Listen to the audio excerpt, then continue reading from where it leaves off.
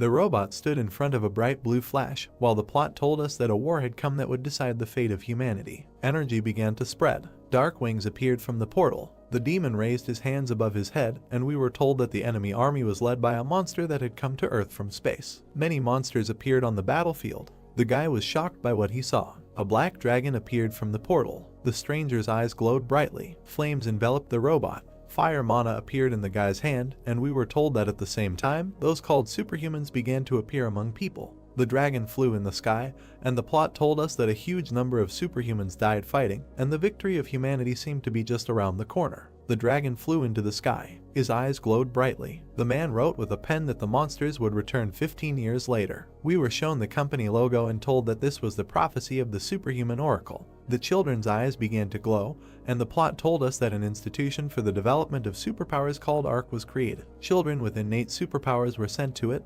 They were prepared for the final battle with the enemy, and there were 3 years left before the battle. The guy clenched his hand into a fist. The robot was walking through a dark space. He suddenly stopped. His gaze fell on a demon who was summoning an army of monsters. The guy was shocked by what he saw. He began to shoot from a machine gun at the monsters. The demon's head flew apart. The man was stunned. A powerful explosion was heard in front of him. The stranger stood in a cloud of dust. Beads of sweat were running down his face. A bright flash of blue light appeared in front of him. Suddenly a dragon appeared. His face was furious. The dragon flew at him. The guy could not move from what he saw. He threw the machine gun on the ground. His suit suddenly caught fire. The man began to burn alive. The guy woke up in a cold sweat. Sitting at the table, he said he had that dream again. The stranger held his head and frowned. He was suddenly surprised and noted that the last of the recruits were arriving today. Helicopters were flying over the island. The strapped-in guy was sitting in the helicopter. His face was serious. Sitting at the table, the man said it was impressive. Chuck became the leader of orphan saboteurs at the age of 10. Putting his hand on his file, the soldier said that the main character was not going to prison, then asked if the boy had heard of the ARC facility. Chuck presented the logo of this company. Looking at the soldier, he asked if the man meant the ARC facility for the development of superhuman abilities and if they thought he was superhuman. The soldier replied with a satisfied look that Chuck was a smart guy, noting that he would tell him more. He was not just a Superman. He was the future savior of humanity.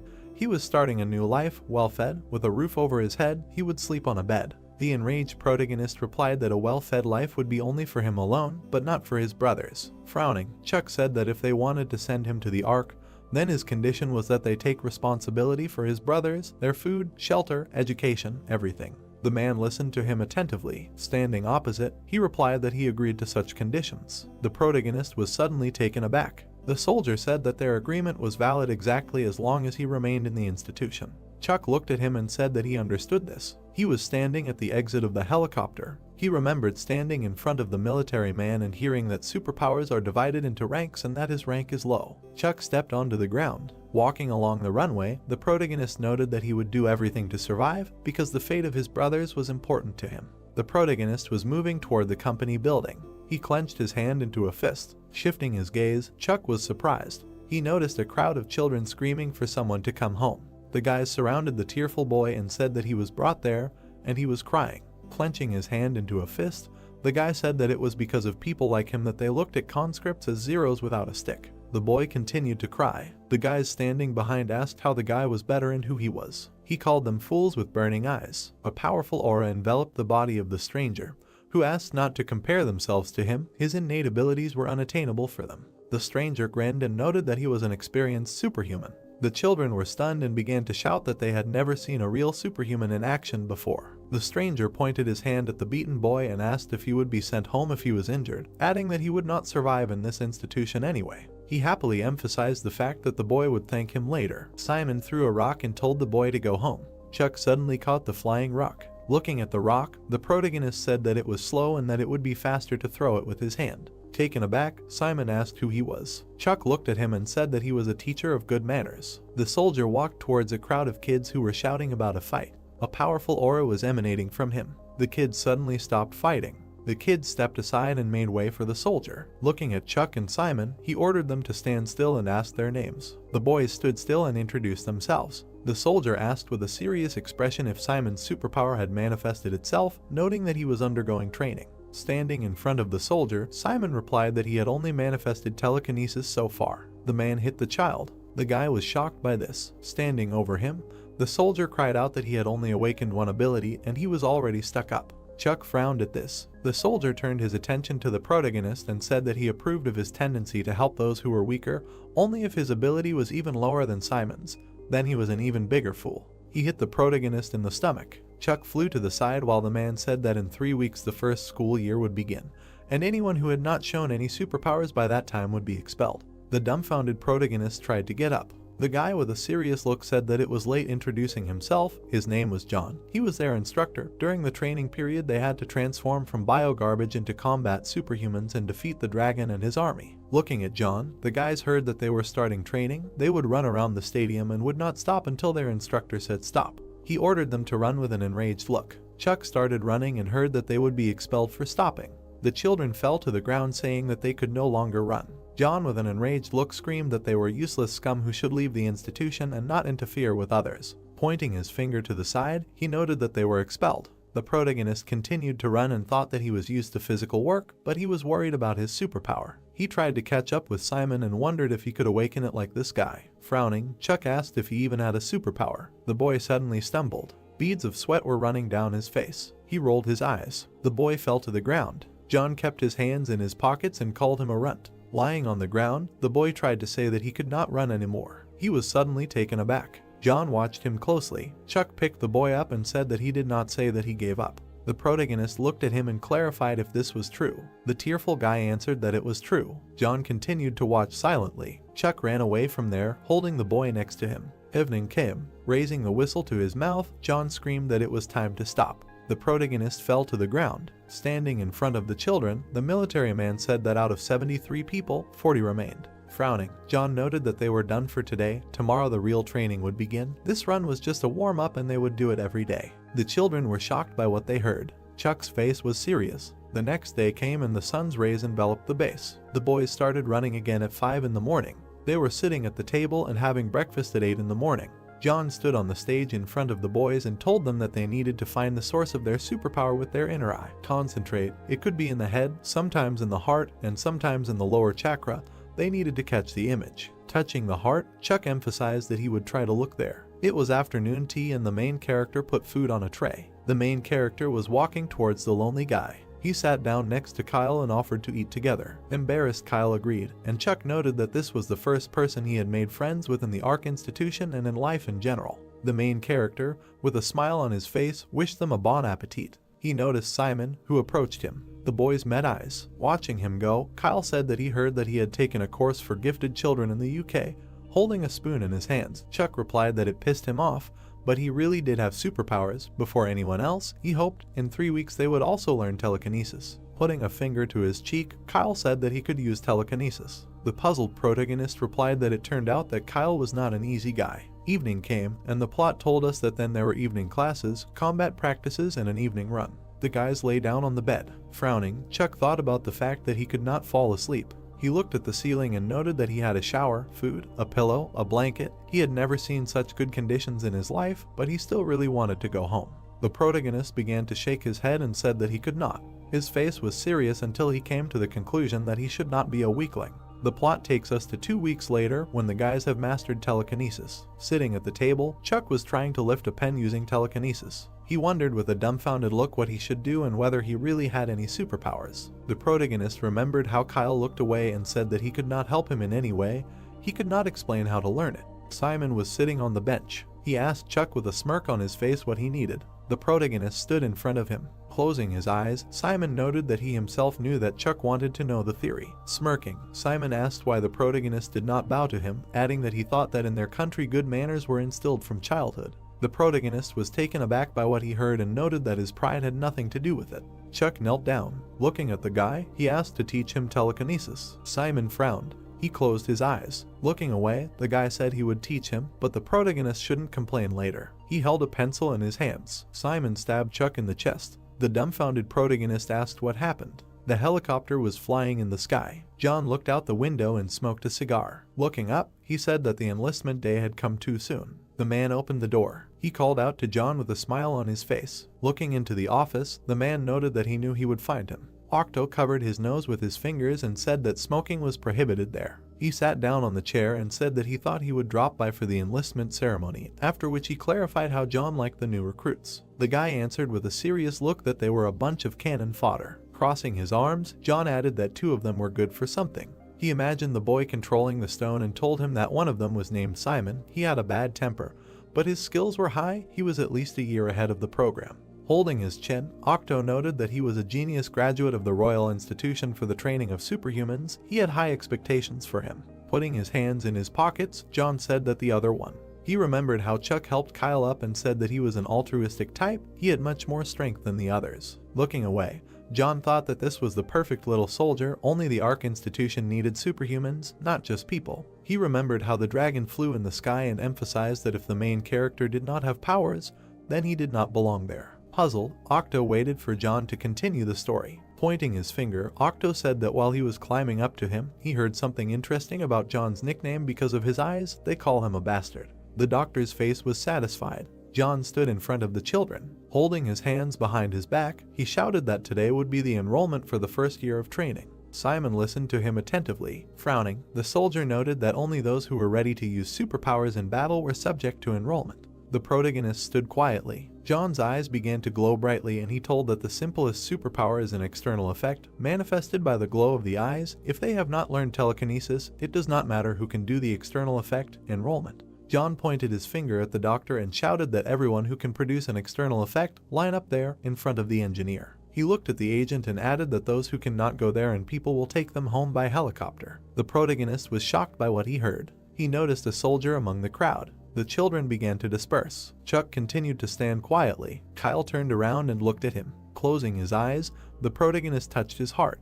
He remembered how Simon pierced his chest with a pencil. The protagonist was taken aback by this. Chuck was writhing in pain. Looking at the wound, the protagonist asked if Simon wanted to say that this was a way to learn. Trying to catch his breath, the protagonist emphasized the fact that Simon wanted to kill him. Holding a pencil in his hand, Simon replied that it was nothing serious. The wound was shallow and Chuck should now focus on the pain because this wound was now his channel of power. The protagonist was taken aback by what he heard. Sitting in front of him, the boy said that Chuck should pull out energy through this wound and should not think that this was impossible to achieve without injury.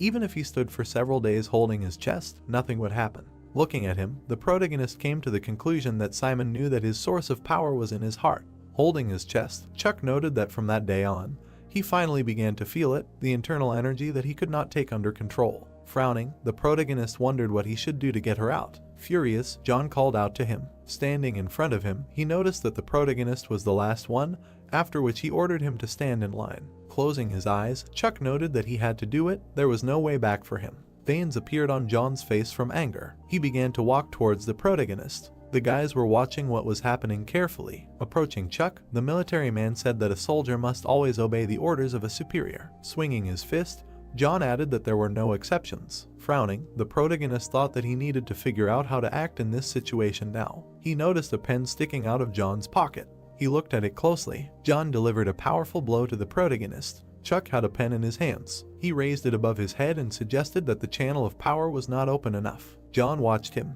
The protagonist plunged the pen into his heart and noted that if so, he would open it further. The guys were taken aback by what they saw. John grabbed Chuck and asked if he was going to die. Blood was dripping onto the ground. The protagonist's eyes began to glow. John was surprised by what he saw. Sighing, he let the protagonist go. Leaving there, John said that he had never met such a mediocrity. He lowered his head. Turning around, the soldier noted that Chuck at least deserved congratulations. The beaten protagonist was sitting on the ground. Putting his hand on his chest, the protagonist noted that he was accepted into the institution. Now his journey begins. A tearful Kyle ran up to him and asked how he was, to which he received the answer that everything was fine. Waving his hand, Octo cried out that he had a gift for Chuck in honor of his admission. He put a watch on his wrist and cried out that this was the newest gadget he had developed. This was not just a bracelet, this was a device. A projection of the protagonist appeared on the watch. The surprised protagonist said that this was unbelievable. John seriously exclaimed that he would now separate them into classes. When he called their rank, they would stand in a separate row.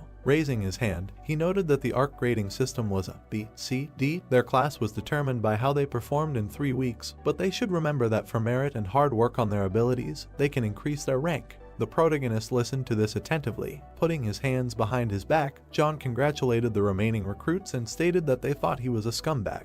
Octo listened to this with a smile on his face. John, with a mad grin, emphasized the fact that he was not just a scumbag, he was the most evil scumbag they would ever meet. Simon stood apart.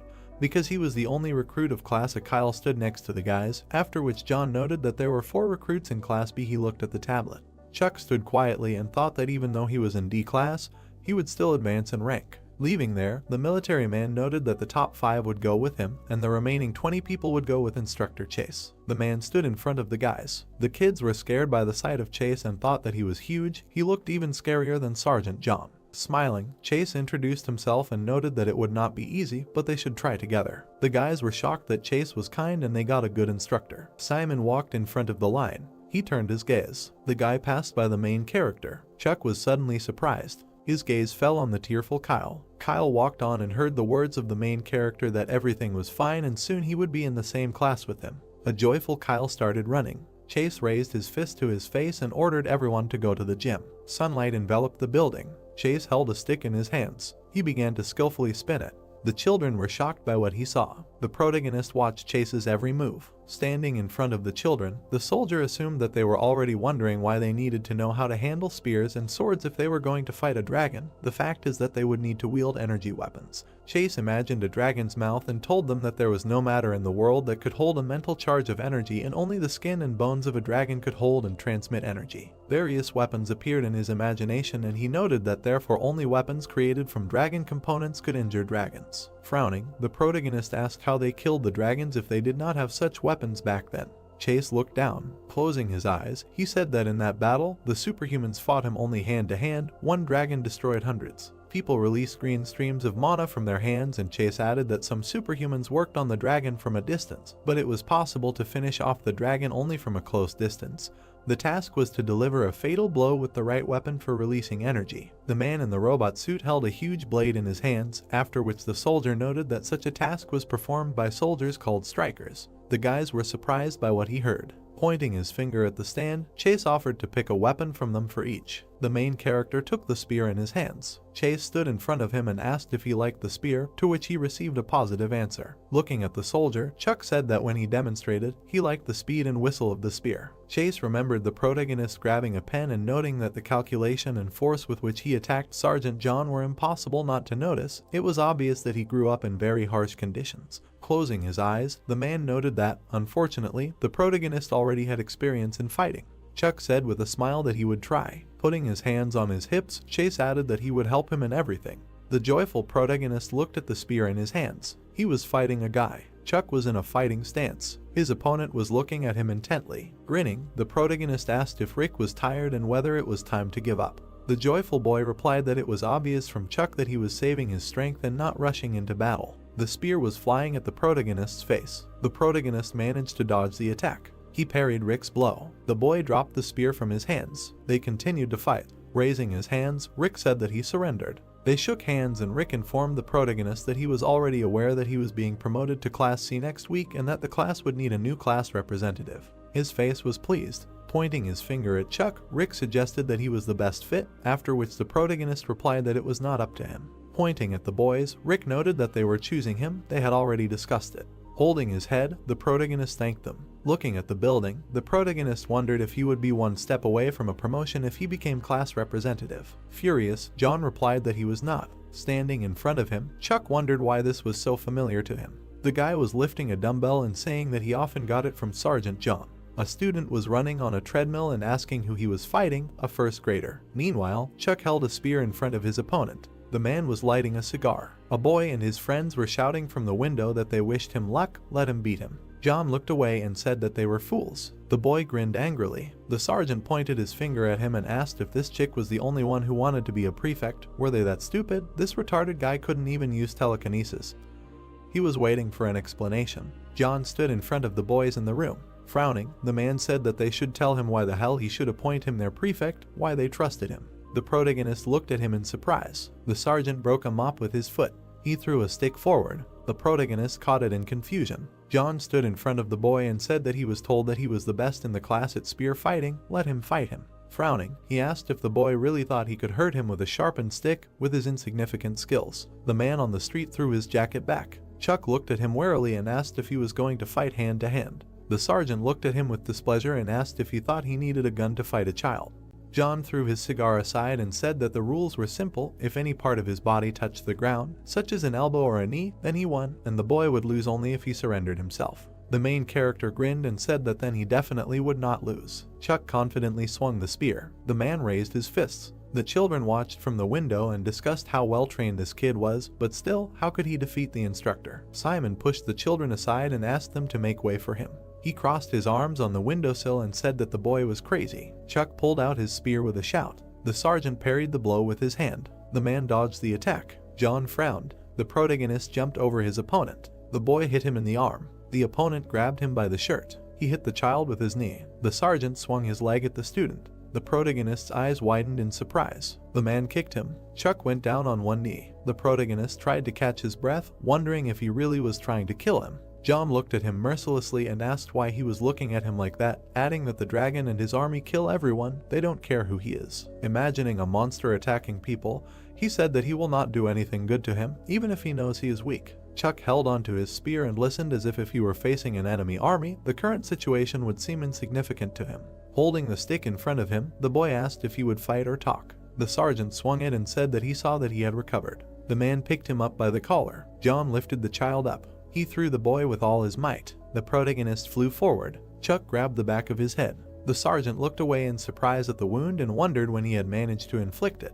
The happy boys raised their hands and shouted that their classmate should break his nose. The protagonist ran furiously with a spear. Having dodged the attack, the man thought that he should take a closer look at his movements. He looked down in surprise. The boy ran around him from behind. John dodged the blow. Chuck swung his spear. The sergeant dodged the attack again. The man stood in front of the running boy, thinking that he was agile due to his good control of the centrifugal force of the body, so it was not for nothing that Chase praised him so much. Grinning, he decided that he also liked this guy now. The protagonist pushed off the ground. Chuck swung in a jump, thinking that he would meet his blow. The protagonist thrust a broken spear into the teacher. The sergeant was pulling a stick out of the wound. The boy was squatting in front of the enemy. The man grabbed him by the neck and asked if he should finish him off. John lifted the boy by the neck. Frowning, he demanded that his opponent surrender. The protagonist threw his head back in pain. The boy watched from the window in fear and asked if he was completely insane. The sergeant squeezed his neck with a fiery hand and screamed that he would kill him if he did not surrender. Chuck, in tears, grinned and replied that he would not surrender even if he killed him.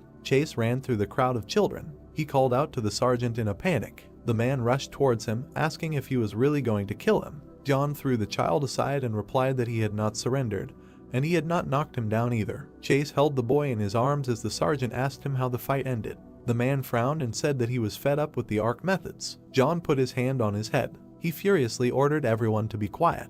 The sergeant threw his jacket over his back and said that since he couldn't give in, then he would count it as a victory. The man put his jacket on, saying that it was time to stop being nice to him, it was inappropriate. Simon looked out the window in surprise, hearing that he was able to overcome difficulties. Rick looked ahead in confusion, hearing that he had proven it. John walked away from Chase and said that when he was cured, he should be sent straight to Class B. The building was illuminated by the rays of the sun.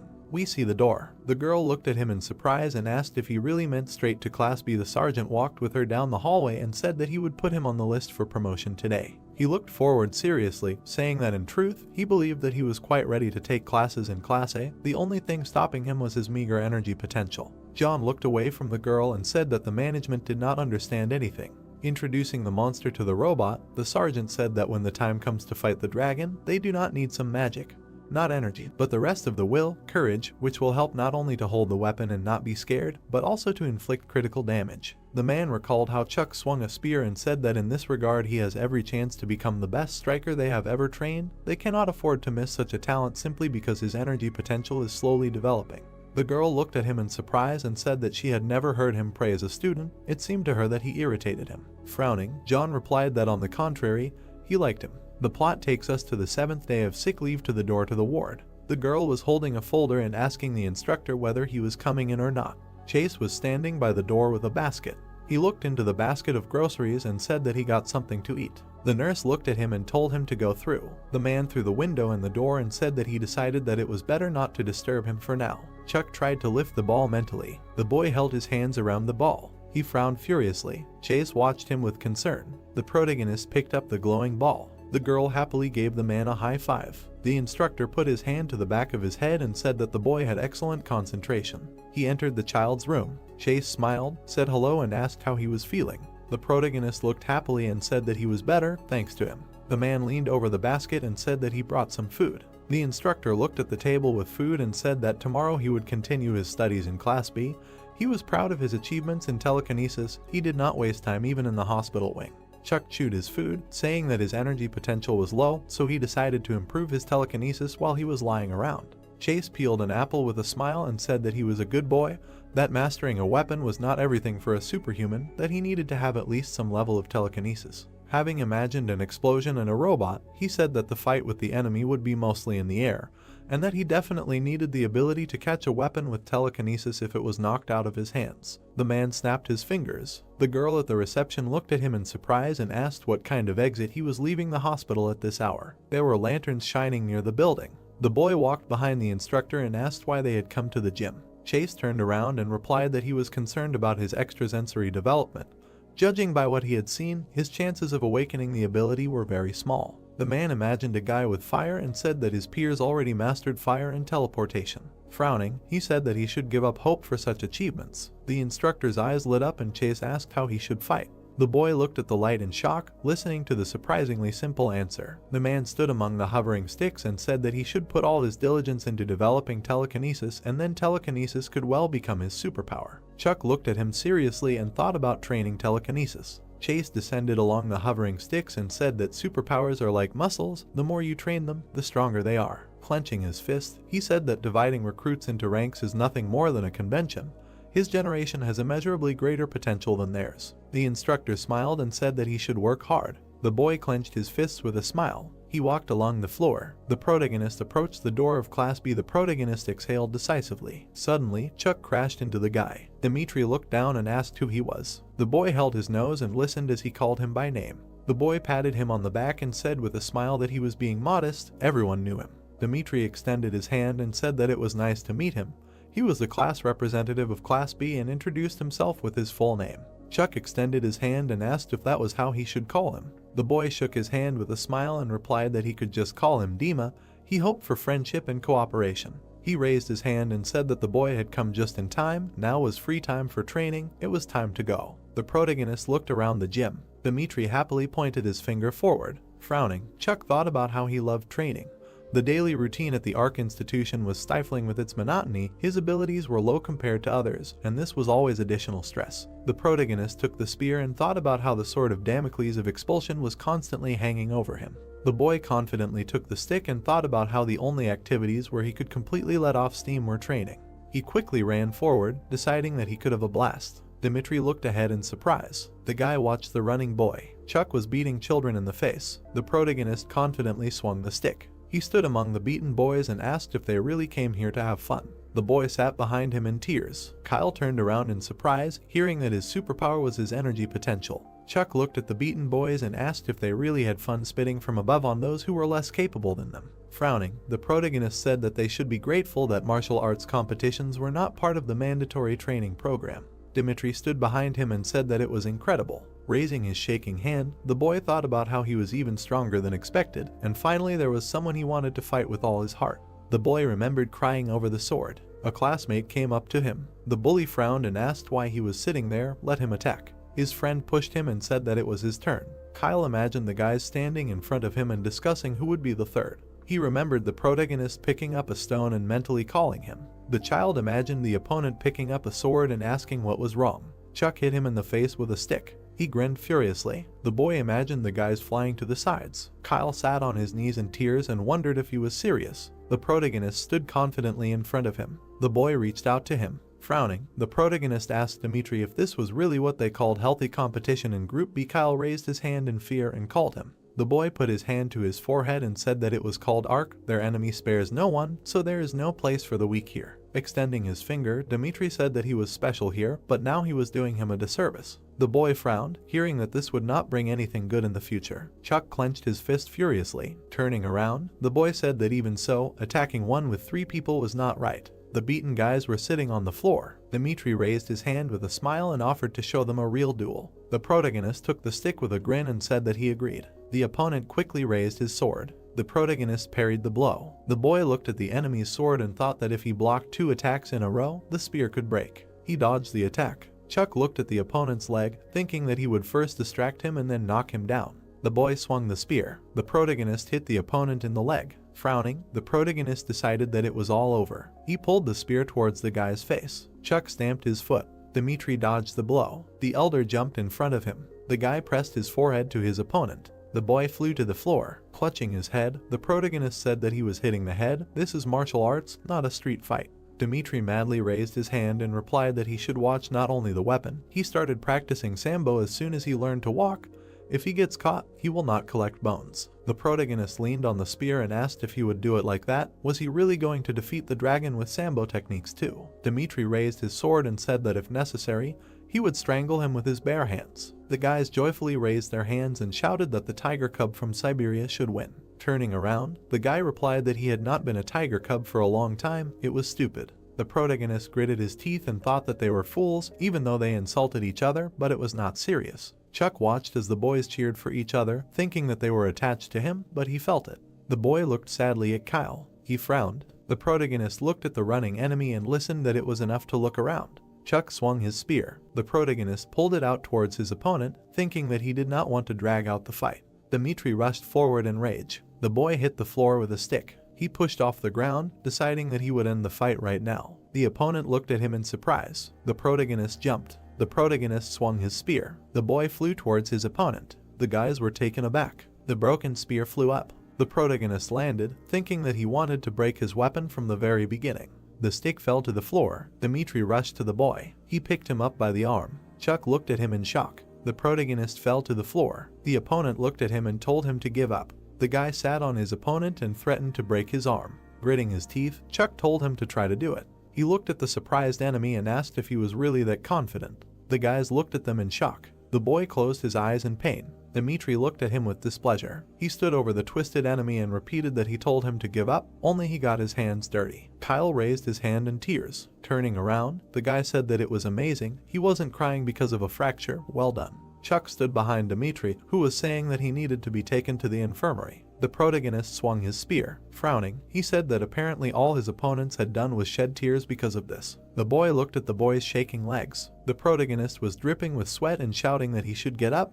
They weren't done. Chuck looked at the broken spear in surprise. Dmitri was unconscious on the floor. The boy woke up in a hospital bed. He sat up abruptly and wondered what was going on. The protagonist looked at the notification on his watch. The man was video messaging that everything was fine. He had exceeded all their expectations. Thanks to him, his younger brothers were fine. The boy shed tears when he heard that he would be sent a video from them next time. He watched his happy brothers on the screen. Smiling, Chuck said that they were really fine. Look how round their faces had become. The protagonist turned to the boy, saying that he was already awake. Let him turn to the next photo. Dmitri stretched out his hand in fear and asked what just happened. The guy pressed the boy's watch and asked what the hell was going on, why he was doing this at all. Grinning, he said that he had a crack in his head. He attacked him from behind, like a coward, to which the boy replied that it was his own fault. Dmitri grimaced in displeasure. Looking at his watch, Chuck said that he got angry then. The protagonist looked at his classmate and said that it was not him. The class president sat on the edge of the bed and said that he did too, frankly, but next time the victory would be his. Turning away, the protagonist replied that he shouldn't have done that to Kyle. He remembered how he stood in front of his friend and thought that he should have extended a helping hand to him and not gotten into a fight. Frowning, Dmitri said that he understood what he meant. All this was good, of course, but let him remember, when they moved on to the second year, they could die. The boy sat on the next bed and asked what he was talking about. The guys walked down the hallway. Chuck walked behind the headman and asked where they were in such a hurry, to which he replied that it was easier to show than to tell. Dmitri entered the room and said that they say here, if he breathes, we will save him. The wounded guy was being taken away on a couch. Chuck jumped back from the aisle in surprise. Taken aback, he wondered what just happened. The guy watched as the doctors took the man away and asked if he now saw how dangerous training could be. The protagonist pointed his finger forward and asked if the guys from the next level weren't their peers, because that man was clearly older. Turning to his friend, he said that the guy looked more like an instructor than a student. Dmitri silently scratched the back of his head. Imagining a syringe in his neck, he said that when they move on to the second year, they start giving them drugs. The guy looked at the shocked boy and said that he was growing rapidly, and his body was becoming like an adult's. Extending 3 fingers, Dmitri reminded them that they would have to fight a dragon already in their 3rd year. Chuck looked at his cast, listening to him say that they would not wait until they grew up naturally, and replied that this was not bad. The guy looked at him in surprise and asked what he was talking about. The protagonist imagined himself on the street and said that he always wanted to be an adult. He remembered stealing a bag from a man, thinking that he had to do many things to survive. The boy imagined fighting off men, thinking that he was constantly confronting those who were older. The protagonist remembered being hit in the face. Chuck was falling from the blow. The guys swung at him menacingly. The boy remembered lying on the ground, beaten. The strangers were leaving with the stolen bag. Frowning, he said that he didn't need a happy childhood, surviving was the most important thing. Dmitri smiled and said that he was definitely the most mature in the arc. Chuck hung his head in displeasure, saying that he understood what he was talking about. It was time to go back. Ruddy was standing outside and telling them that there would be aerial training today. Looking at the backpacks on the ground, he said that they had to do everything as they were taught. They were leaving at 4:30 in the evening. Let them check their things in advance. Dmitri put on his backpack with a smile and asked if his friend missed his hospital bed, because they had just been discharged from the hospital and were immediately in the air. The protagonist was sitting happily with a backpack. Hanging his head, he said that there was a lot of food in this bag. Frowning, he told his friend that it seemed like this would not be just air training. Dmitri turned away and said that some had already opened their rations. Shame. He looked away in surprise. The boy tapped his friend on the shoulder and asked him to look over there. The headman watched as Simon fastened his bag and told him to look at him.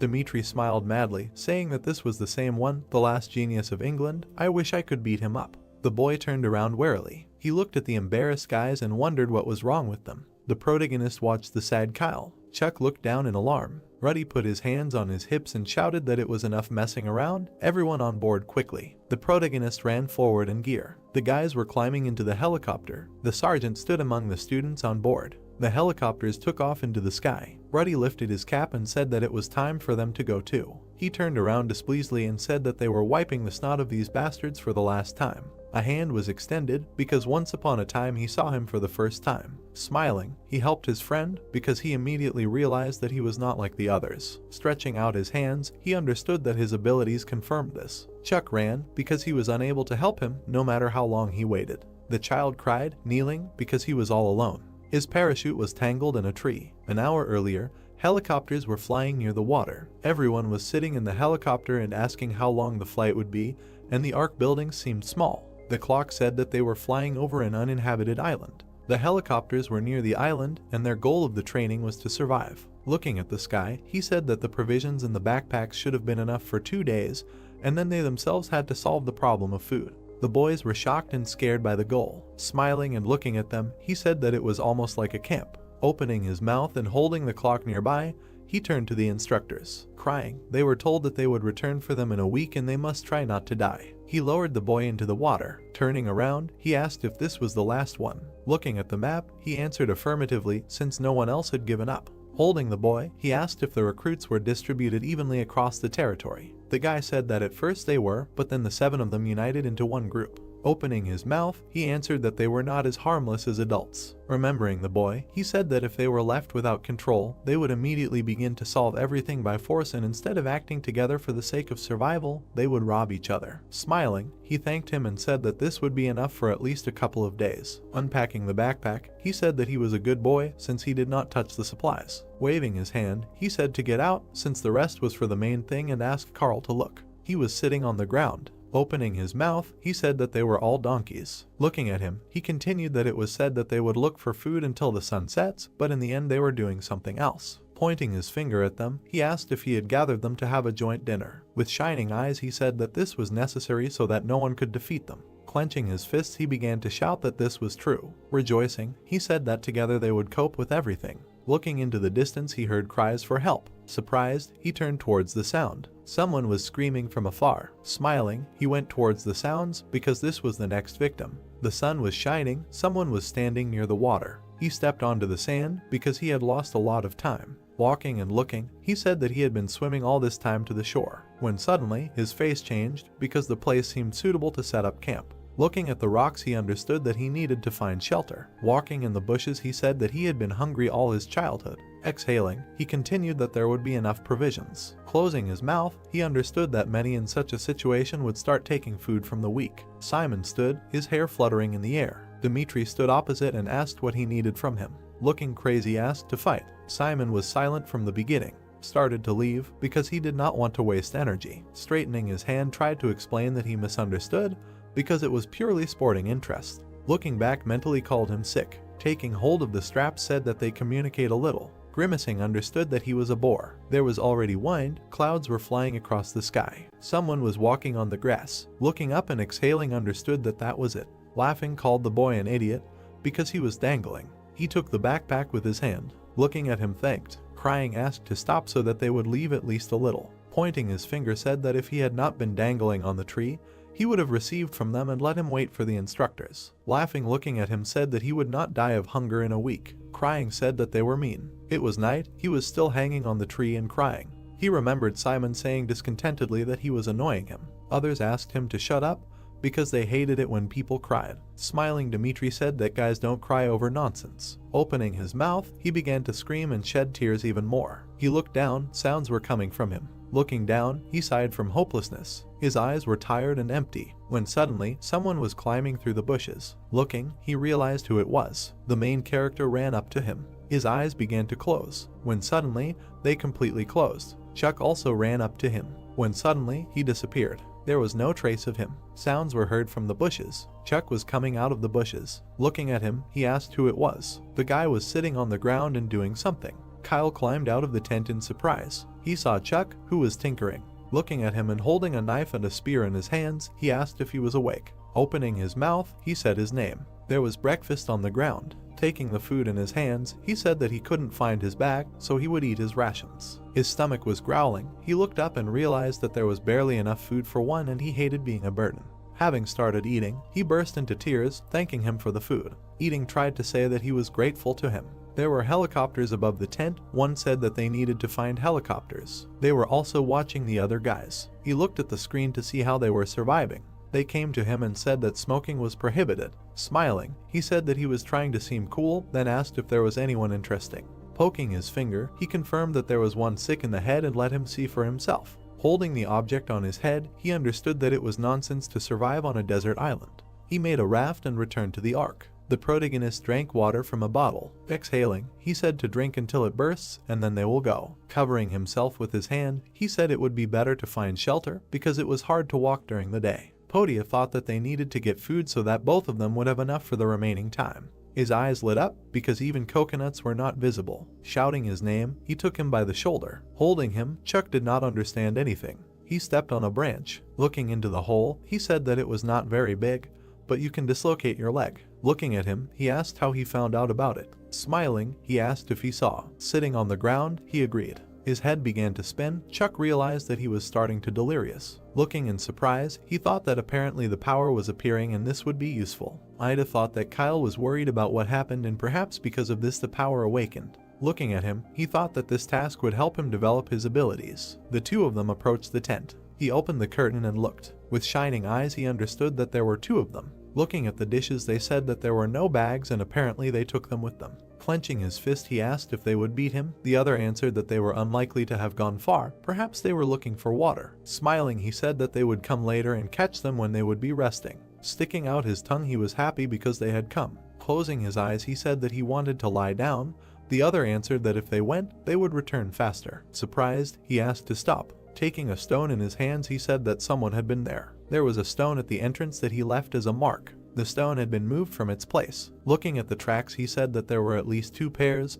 Then he realized that there were more. Looking at Kyle, he said that the more people, the easier it is to rob people and that they needed to fold the tent and leave. Evening came. They were walking through the forest. The sun was shining brightly. Holding a stick in his hands, he said that they needed to find a place to camp before it got dark. Looking down, he said that he felt unwell and his eyes closed. Turning around, he asked if everything was okay. A red aura appeared near him. His eyes widened. He saw a red tiger. He also saw Chuck with his mouth open. Suddenly, he began to attack him. He jumped and spread his arms. He pushed Chuck away, who dropped the spear. Both fell to the ground. Suddenly, a tiger appeared. Chuck bared his teeth because he was in shock. The tiger looked at him with its yellow eyes. He understood that the spear was far from him. The monster opened its mouth and looked at him. Suddenly, it began to scream. The protagonist closed its eyes. A red flame appeared. Suddenly, the tiger was hit. Gorev ran into the bushes. It was Rick, who was casting a spell and asking if everything was okay. The protagonist looked at him in surprise. He put his hands on his knees and asked if Kyle was with him.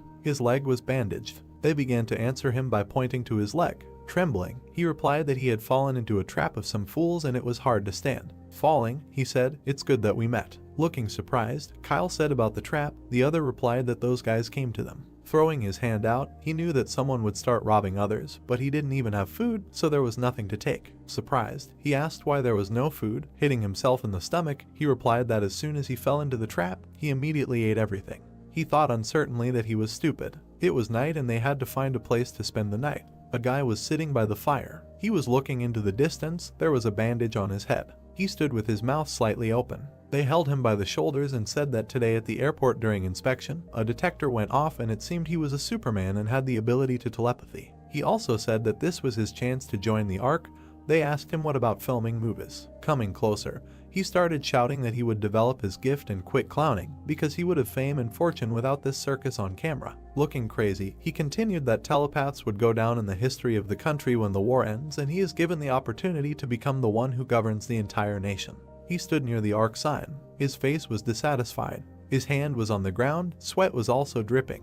He did push-ups with one hand, shaking. Looking back, they asked him if he had any strength left. Simon was eating near a tree. Presenting him with food, he said that there was no more food. Standing up, they asked him if he was going to starve for 5 days. Squeezing his hand, he said that he was an athlete. Looking surprised, they told him that in order to become a good fighter, he needed to train a lot. They answered that telepaths did not fight with their fists. He looked at him smiling. Putting his hand to his nose, he said that he missed Chuck because besides this fool, he had no one to practice his skills with. Simon pointed his finger and asked if he had fought him. He smiled again because he had finally reacted and could train with the blonde. It was sunny, the light was on in the tent. He stood up and said good morning to everyone. Sitting by the fire, he suggested sticking together. Pointing at Kyle, he said that they would go look for food and firewood. Raising his hand, they told him that it would be better for him to stay and watch the shelter because his leg hurt. Spreading his hand, he said that thanks to his pyrokinesis, they had every chance of surviving the training.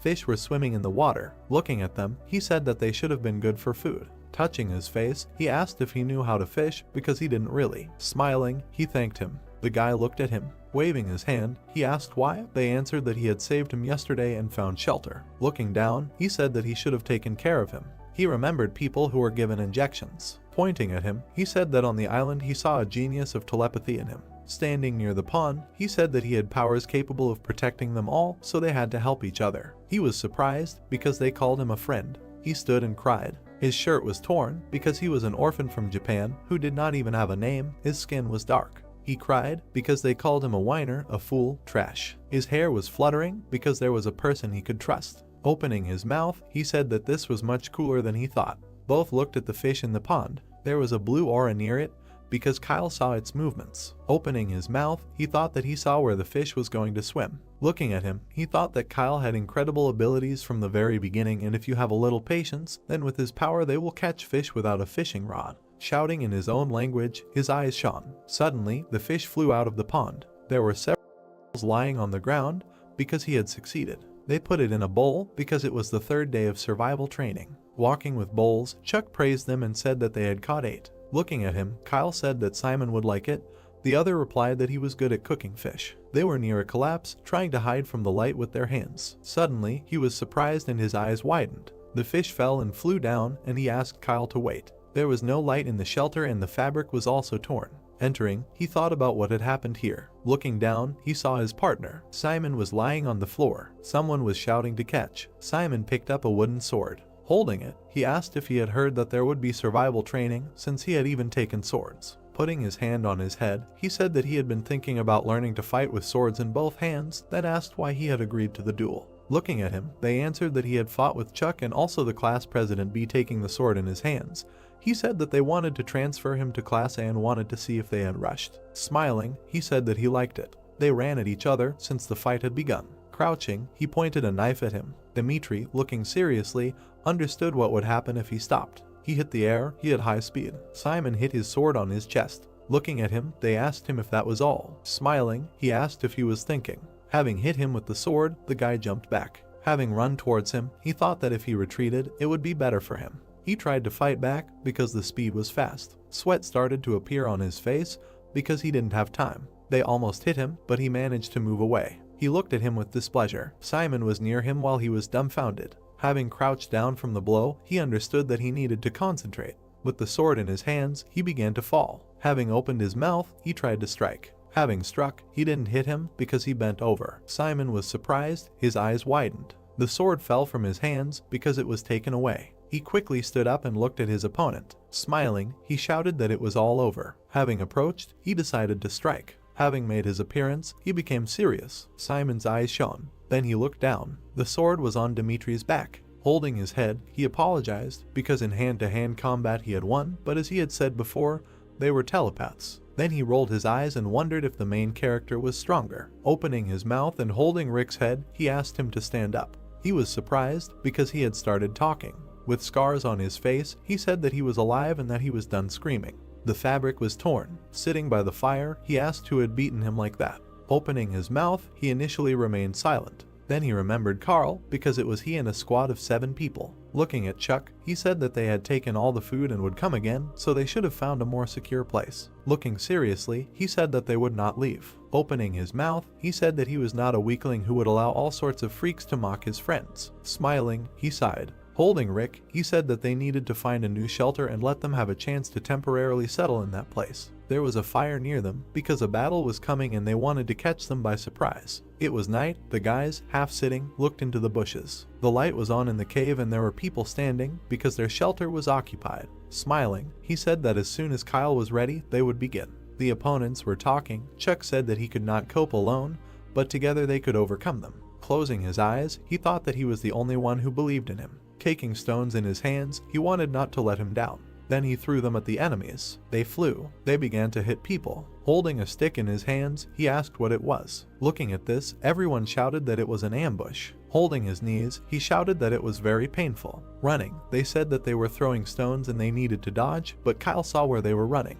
The stones hit them, but they did not see anything. Chuck jumped out with a spear in his hands. He began to hit everyone, baring his teeth. He hit one in the chin, which caused blood. Simon stood and held his comrade.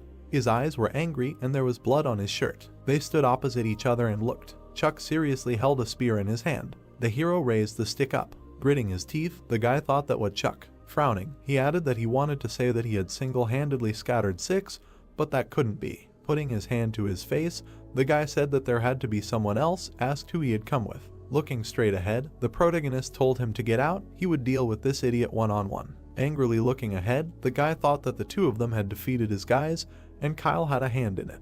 Chuck gritted his teeth and said that they had come to avenge Rick. He was wrong if he had decided that he would get away with everything. The guy reached for the stick and said that he was annoying. Clenching his fist, he added that this time he would get it. Stretching his hand forward, the hero said that he should attack and not talk. The guy swung his stick and shouted. Suddenly, the protagonist struck him. He turned his head to the side. The guy swung his stick and shouted. Suddenly, a counter blow flew at him.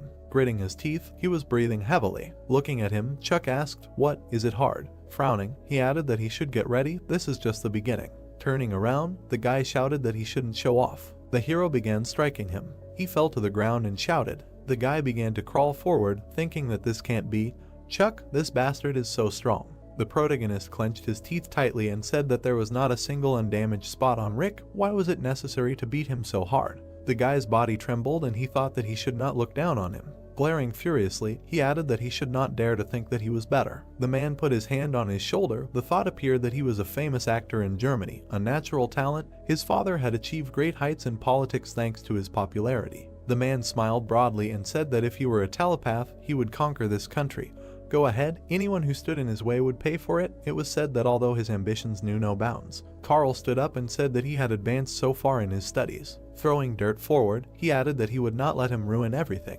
The hero lowered his head and shouted that his eyes. Suddenly, the guy hit him with his fist. Stretching his hand forward, Kyle shouted his name. He ran forward at a rapid pace. Frowning, Carl said that he should stop. He began to strike the hero. The guy clenched his teeth tightly. The protagonist fell to the ground. Kyle looked at him in surprise. Carl's eyes widened and he said he would teach them a lesson. A bright blue beam appeared. The guy looked away and said that it was him. Kyle stretched his arms out in front of him and told him not to touch Chuck. The guy gritted his teeth and asked what he wanted to beat up to. He grabbed him by the clothes and added that he didn't like him from the start, that such a useless person had forgotten in the arc. The guy lowered his head and said that he should have dealt with him earlier. Suddenly, the hero hit him with his fist. Carl fell to the ground. Clenching his fist, the protagonist asked what and what use he was, found himself some minions and hid behind their backs. The guys used their skills. It seemed that any of them were better than him. The guy looked at him in fear. He shuddered when he heard that he was in for a lot of trouble to get ahead. Chuck looked at him furiously and said that he was just a nobody. Carl's eyes widened. Suddenly the hero struck him.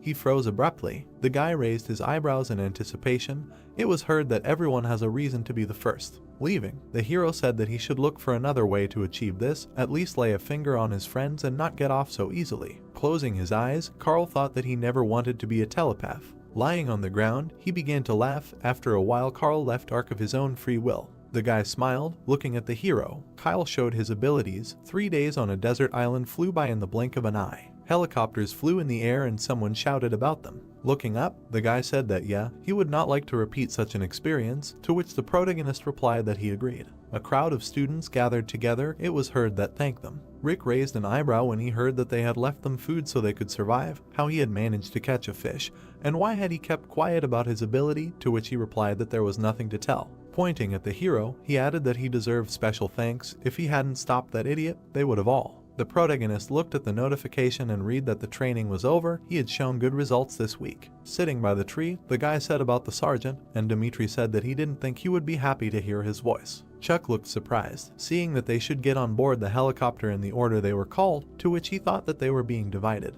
The helicopters were flying forward rapidly. The guy frowned. Putting his hands on his hips, he said that the instructors had been monitoring the training the whole time, and it was unanimously decided to leave the 4 of them. Gritting his teeth, the guy said that this was not just a survival training, but a test to find the savior of humanity. The guys looked at him, hearing their names. The hero frowned, hearing that they were moving on to the 2nd year. A view of the stadium opened up. Grinning, Rick turned to the hero and asked why they hadn't had a day off for a long time. Maybe they were kicking a ball around. Lying on the bed, the protagonist asked again. Holding the ball in his hands, the guy asked what he could play, to which Chuck replied that he could. People were standing at the stadium. It was said that weekends are rare in Ark. Looking straight ahead, the guy asked that everyone was gathered, then they would begin. Looking to the side, Dimitri asked that they did not use their abilities, to which Simon replied that they did not. They were playing football. It was said that only in special cases were students allowed to rest. Today the reason was a meeting of instructors. People were sitting at the table. The thought arose that where they would discuss their transfer to the 2nd year. The guy looked straight ahead. The man was sitting in front of him. Alexander gritted his teeth and said that they will begin. Sasha looked to the side and said that this time there were 4, let them tell about them.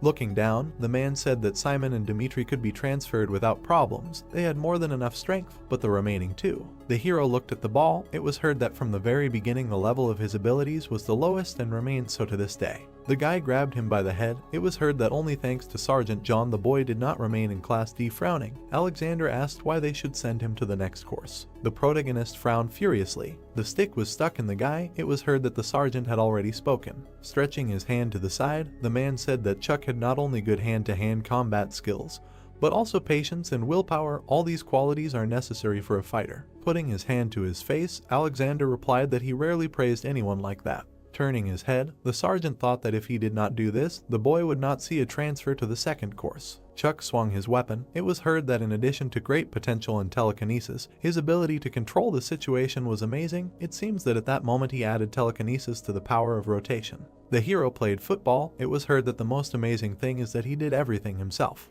The protagonist kicked the ball. It was said that no one taught him this. The ball flew into the goal. Alexander closed his eyes and said that they would move on to the next one. Rick grinned and said that he was such a sly one. He said that he couldn't do anything, but he was doing this, to which Chuck replied that he didn't know. Looking at Simon, Dimitri asked that isn't everyone in England good at football, and he replied that what does he have to do with it, a fool or something. The man slammed his hand on the table and shouted that they were making fun of him. The girl stood up and said that he was the weakest mentally.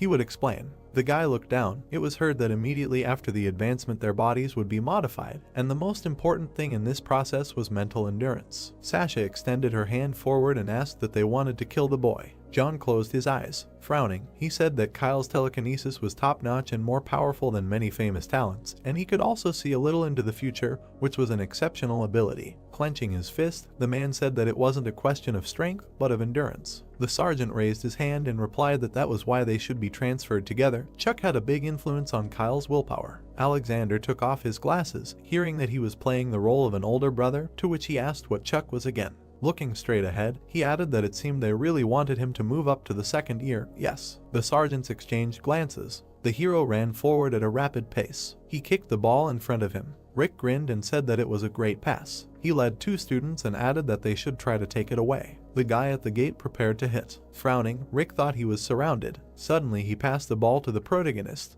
The ball flew into the goal. Chuck stretched his leg forward. People were standing near the goal. A shout about a goal was heard. Having shaken his hand, the guy said that he was a good boy, to which the hero asked that they had done a great job, and someone said that they had enough games. They looked away in surprise. The guys froze, listening to the fact that the meeting was over. The results would be announced soon. Putting his hands on his hips, the sergeant said that since everyone was here, he would tell them right away. Looking at him, the students heard that they had received approval for the transfer. The protagonist froze in surprise. Rick put his hand on his shoulder. Grinning, he asked what was wrong with him, congratulating him. Closing his eyes, the guy said that his time had come. Chuck grinned back at him. Stretching his hand forward, the hero said that apparently, yes, they would see each other. The sergeant crossed his arms and said that it was enough and that everyone should go to their rooms. The protagonist turned his head, hearing that the 4 of them should pack their things and get ready. Frowning, he thanked him. Looking straight ahead, John heard that he had been transferred from Class D, and today, he thought, it was all thanks to him.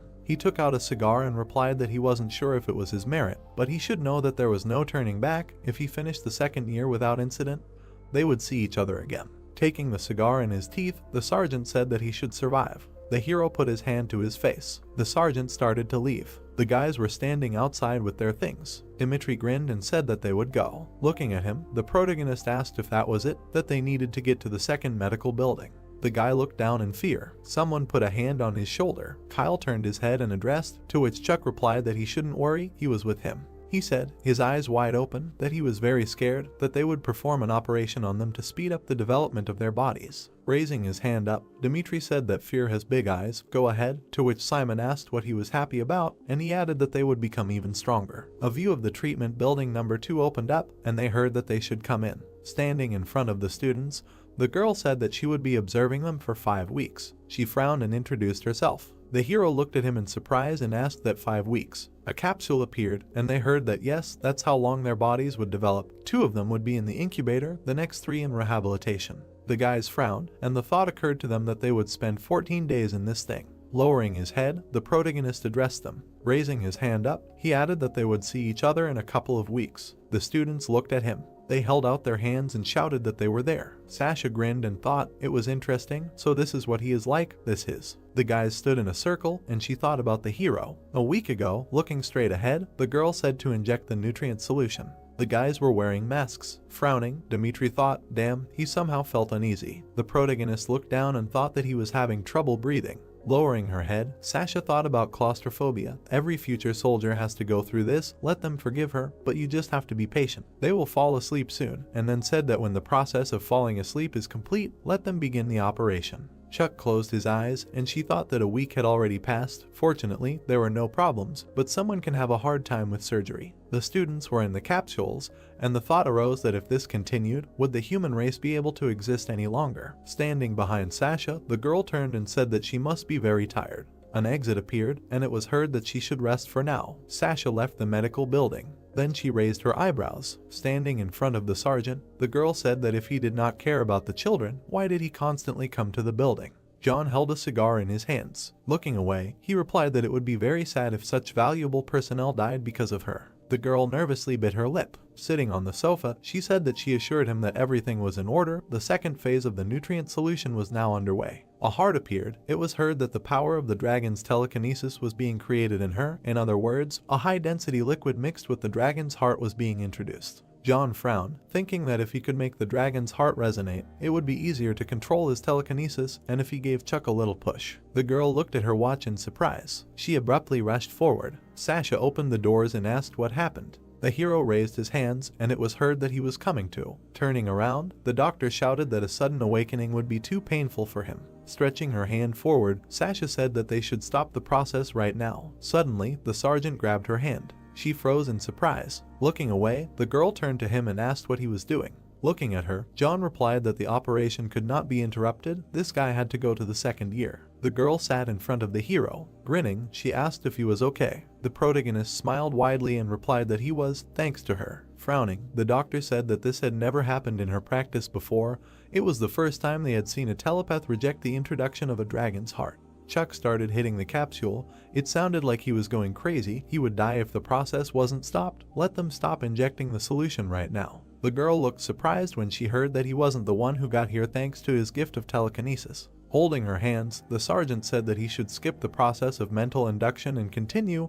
He would survive in any case. Sitting at the table, the doctor said that he would be registered as a case of enhancing only physical qualities. Asked if everything was okay with him, any organic rejection. Grinning, the hero replied that he felt great, there were no problems, now at least he wouldn't be expelled because of his grades. The girl adjusted her hair and thought that his psychological stability was simply amazing. Wasn't this the soldier John had promoted? Endurance and telepathy were directly dependent on each other, but why were his extrasensory abilities weak and his fortitude great? The protagonist got up from the table, hearing that it was good, he could go, and the thought occurred to him that it probably had something to do with rejection. Chuck suddenly froze in surprise. Raising his hand, Dimitri said that finally, from today they were in their second year. Simon looked away. Grinning, the hero replied that 5 weeks had flown by completely unnoticed. Pointing at the guy, he added that they had changed so much, especially. Kyle adjusted his hair, hearing his name.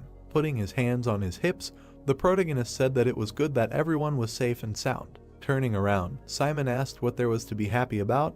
It was kind of normal, let him not get cocky even though he was special to them. He began to leave. A view of the stadium and the dormitory opened up. It was said that there were no special differences from the first year, but from the second, training was conducted in squads. Chuck stood in front of the room and thought that each squad included 4 to 10 people. At the moment there were 12 second years in the arc. Looking away, he added that he would really have his own room. He couldn't believe it. Kyle and 7 other guys would be in the squad with him. Grinning, the guy said that he was Adam, the leader of the squad, asked what and they were Kyle and Chuck, right? Standing in front of them, he added that although there were many disciplines in the second year, they should focus primarily on 3 main ones: fire training, air combat, and imitation of battle. Closing his eyes, the guy asked what he thought. There was no point in telling about the first point, to which the hero replied that modern weapons are quite effective in fighting monsters, and they answered that yes, that's right. The creatures appeared. It was heard that among the monsters known to them, there are those with low intelligence. These are ogres, grants, werewolves, but their commander named Ella, she has a well-developed intellect. She uses telekinesis on par with the fighters. Ella raised her hands up. It was said that if she uses it, the weapon will be useless. Right, a good question, by the way. Yes, firearms will not help much against telekinesis. The commander of the monsters began to collapse. It was heard that Ella cannot use it endlessly. Like a dragon, there will be little left of her when her strength runs out. Smiling broadly, Adam said that fire training is important, but air combat and imitation of battle are more important. Why? Because the squads compete with each other. A view of the island opened up. It was heard that the imitation of battle is training conducted in an artificially created arena in Ark. The guy pointed to the side. It was said that the main goal is to capture the flag, which is located at the enemy base. Everything is decided by strategy and individual skills, but this training is very dangerous. The guy struck with a sword. It was heard that even without using metal weapons, there is every chance of dying. People ran towards each other. It was said that the air battle takes place on airboards, although here it is quite easy to get around the enemy. A glow appeared around the man. It was heard that there should always be supporters in the rear. They control most of the boards and either help move them or in emergency cases strike the enemy. Stretching his hand forward, Adam said that until recently there were no strong telepaths in their squad, but now that Kyle has arrived, they have nothing to fear. The guy looked at him nervously. Grinning, he asked that he can handle it, to which Kyle hesitated. Frowning, the man asked what was too weak to answer right away.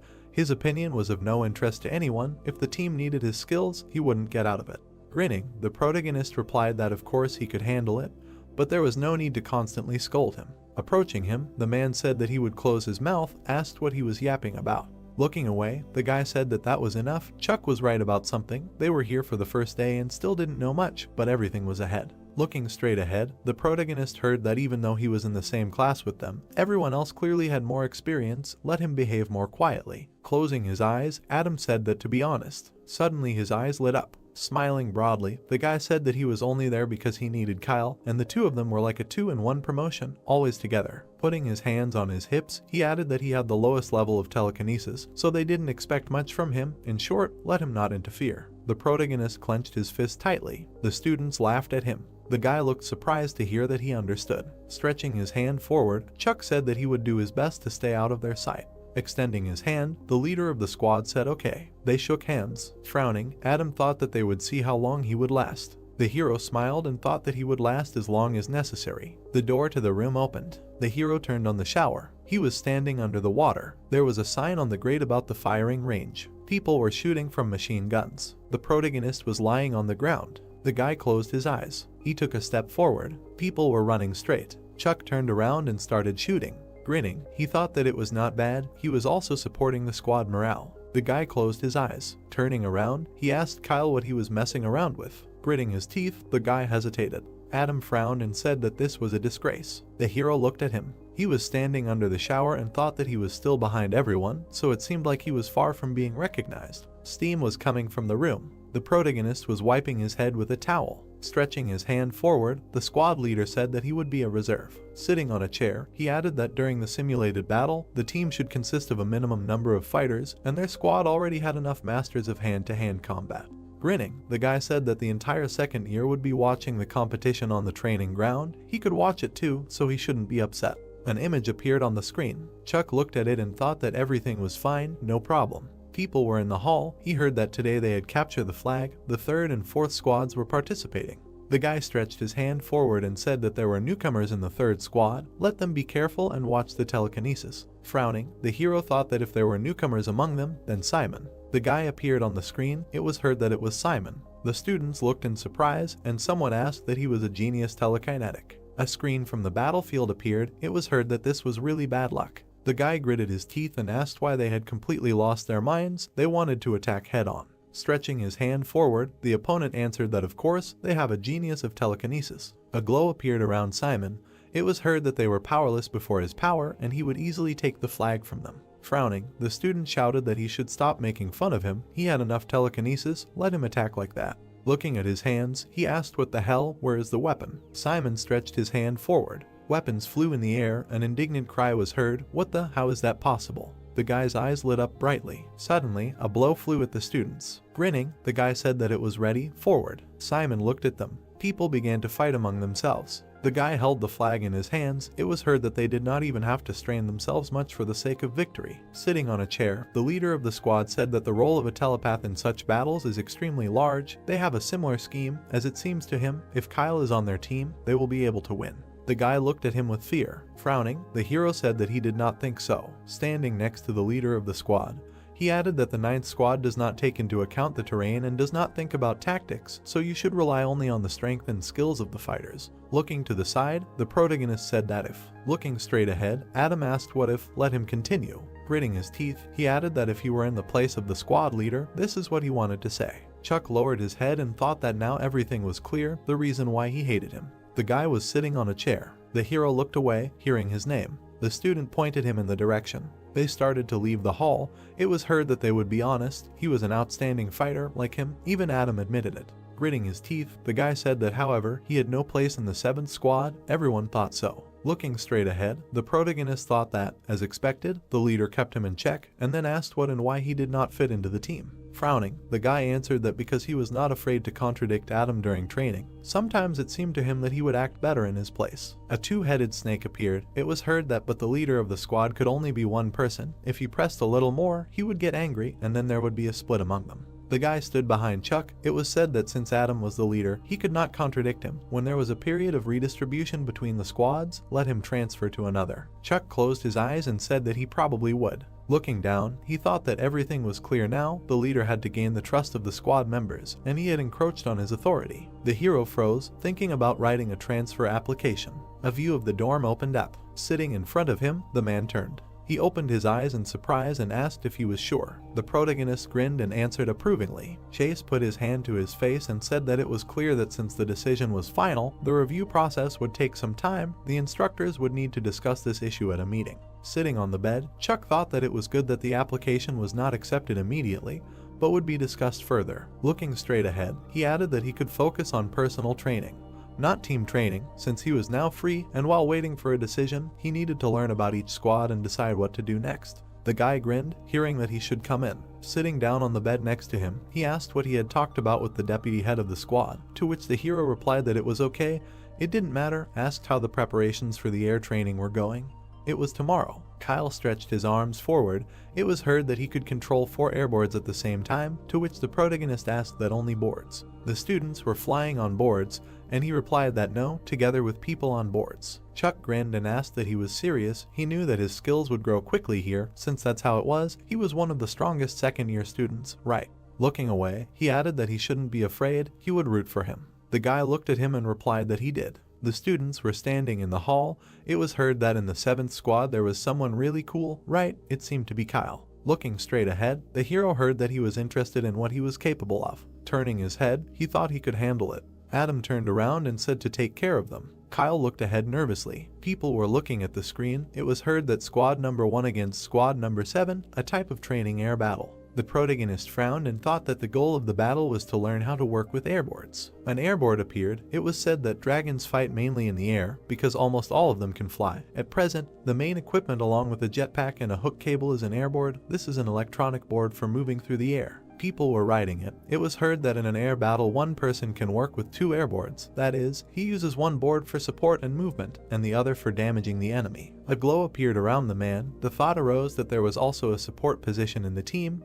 This is the most important fighter in this training. He works only with the airboards of other team members and takes control of as many pieces as his strength allows. The support makes life much easier for his partners. Being in the rear and controlling equipment with telekinesis, this allows the rest of the fighters to concentrate on the battle. Looking at the screen, Chuck thought that the position is ideal for Kyle. He is able to control 4 airboards at the same time, however. Grinning, Adam said that they are moving forward. If they stick to the plan, they will win. Stretching out his hand, he shouted that forward. The guys rushed forward, hearing the command. Looking straight ahead, the student thought that they would carefully move forward, as Adam said. The guys looked at each other and smiled. Suddenly they flew apart. The thought appeared that and then they would go in different directions. The student looked in surprise. The guy swung his weapon at him. Suddenly he struck. Adam hit with his fist. Flying down, the guy asked what the hell. Grinning, the squad leader said that it was great, everything was according to plan. Looking straight ahead, the protagonist heard shouts about what? They had just started, and 2 were already out. The 7th squad was so strong, it was as if they knew in advance where the enemy was moving. Sitting on a chair, the guy said that in this battle, Kyle got the main role. The 1st squad did not have a strong support. Each fighter would control his own airboard, but he could take control of 4 boards at once, then he definitely takes him and his deputy. Kyle's eyes widened when he heard that he should use his ability to see the future to find out about the enemy's movements, to which he replied that yes, I understand. Looking to the side, the guy asked that they were both good at close combat. Focus on it. Throw those guys from the first like kittens, to which he replied that yes, exactly. Looking up, the protagonist thought that his plan had every chance of success, at least in theory. They grinned. It was heard that great, then go. Kyle raised his hands up, thinking that he cannot afford a single mistake. If he screws up, the team will lose, and it will be his fault. He opened his eyes wide. A picture of the future appeared. The guy swung his sword and shouted. Looking straight ahead, he asked what the hell, these guys were always so strong, only 2 of them remained. The squad stood in front of each other. Kyle stretched his hands forward. A thought appeared, what if they do not deal with the support? Raising his hand up, the student said that they are acting according to plan. The guy nodded his head in response. Rushing forward, the student shouted. Adam closed his eyes and shouted forward, then thought that they would just go head on. The opponents were running forward at a rapid pace. The guy abruptly jumped over the squad. Turning around, Adam shouted that he should get caught first. The guy's eyes lit up brightly. Looking at him, the student asked where he was going. Turning around, Adam shouted that he should leave him and come here, that Psycho wanted to throw them off. The guy clenched his teeth tightly. Frowning, the protagonist thought that no, he had to protect the support if Kyle was cut off from the rest of the team. Looking at the chapter, Kyle heard that he should remember that the 4th and 8th airboards should always be near him. The guy swung his sword sharply. Eyes wide open, the student thought that 4 and 8. The airboard suddenly flew up. They rushed towards the guy. The student lowered his head down. The squad looked at him. The guy fell down. The student closed his eyes. The thought of what was behind him appeared. The guy was holding a sword in his hands. He smiled widely. Suddenly, the squad began to fall down. The thought appeared that the support had passed out. Looking at the screen, the protagonist heard what was happening. Now it was already a one-on-one battle. It seemed that Kyle controlled 2 airboards. Even this was cool.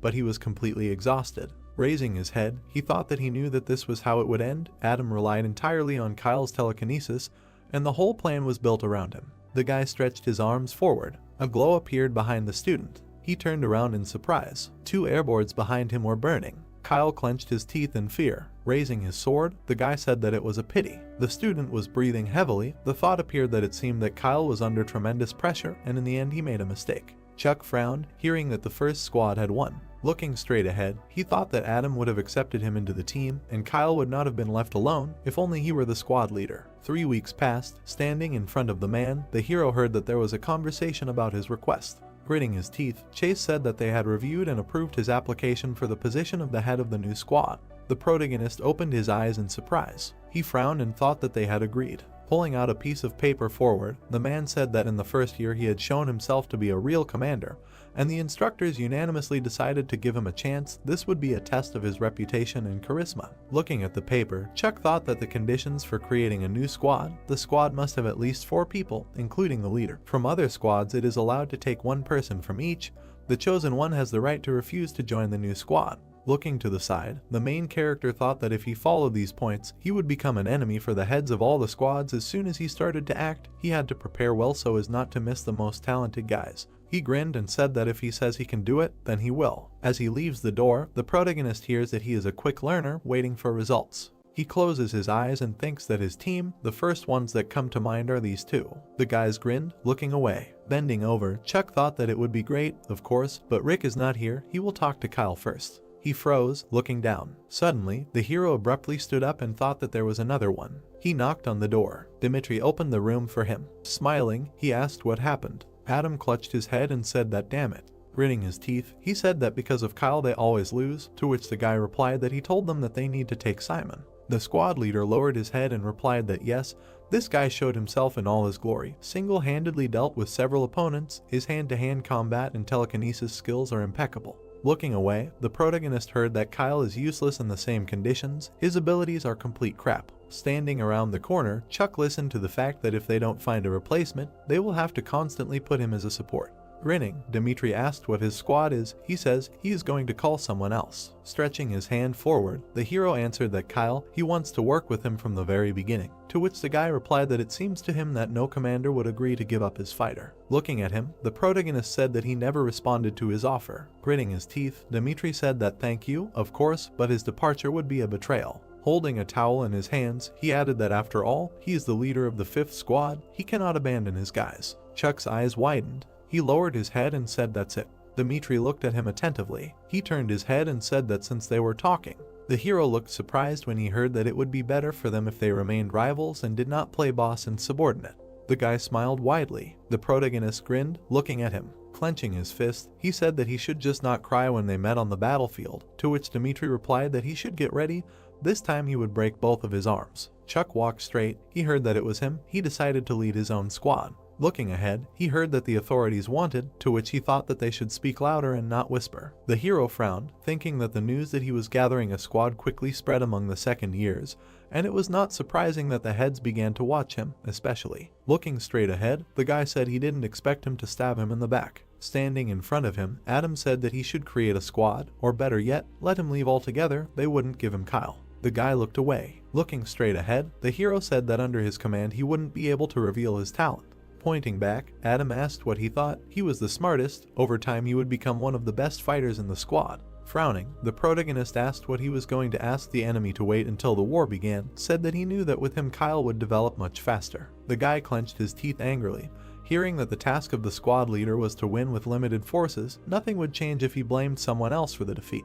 Grabbing him by the clothes, he shouted that he should shut up. He wouldn't get Kyle. Looking at him, Chuck replied that it was not up to him to decide. He had to make a choice himself. Turning around, the guy addressed Kyle. Frowning, he said that if he left, he would kill him. Kyle looked at him in fear. The hero grinned and asked, what really? All he could do was chatter. Even if he was drowning, he would still continue to chat. Suddenly Adam struck him. The protagonist began to fall to the floor. Looking at him, the guy thought, damn it. Sitting on the floor, Chuck said that he knew he didn't even want to dirty his hands on him. He looked forward angrily. Standing behind Kyle, the hero said that he would wait. He began to leave. It was heard that he was completely crazy. Who would leave the team for another, non-existent one? If he didn't gather a squad, he would pay dearly for it. Kyle looked at him in fear. Walking forward, the protagonist thought that, well, he talked to everyone he wanted to. With his eyes wide open, he added what to do now if it goes on like this. Suddenly Chuck bumped into a man and said that he should forgive him.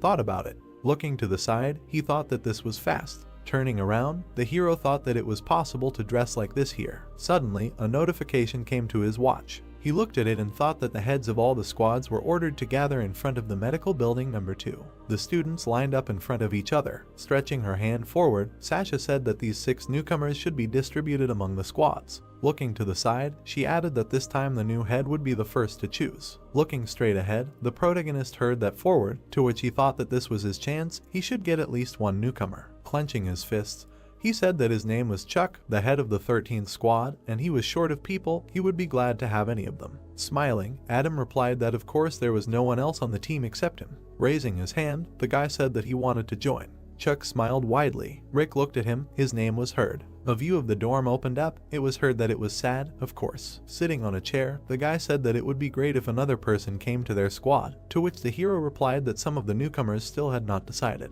Grinning, he added that thank you for trusting him and joining, he always wanted to be on the team with him. Looking at him, Rick replied that those who refused to join him were idiots, they just did not know what he was capable of, otherwise they would have already been standing in line. Stretching, he added that well, from tomorrow they begin to work hard, it was time for him to go to his room. Suddenly they looked away. Opening the door, the protagonist exclaimed in surprise. The guy chuckled when he heard the question of what happened. Adam looked at him furiously. It was heard that he had spoken about the consequences if he decided to leave. He thought he could just leave them. Smiling widely, Chuck said that fucking awesome, asked if he was definitely the Kyle he knew. Kyle closed his eyes and replied that he wasn't sure. The guy lowered his head and said that the team from the desert island was back together, now they could handle everything, right. Taking a step forward, the guy said that they seemed to be having fun here, asked if they could join. They looked at him in surprise when they heard that everyone was calling him a traitor. He knew about it. It seemed like the 13th squad would be the most interesting. Rick chuckled and asked that they knew each other. In his first year he was in Class B, to which the hero replied that of course, their squad simply needed such a talent.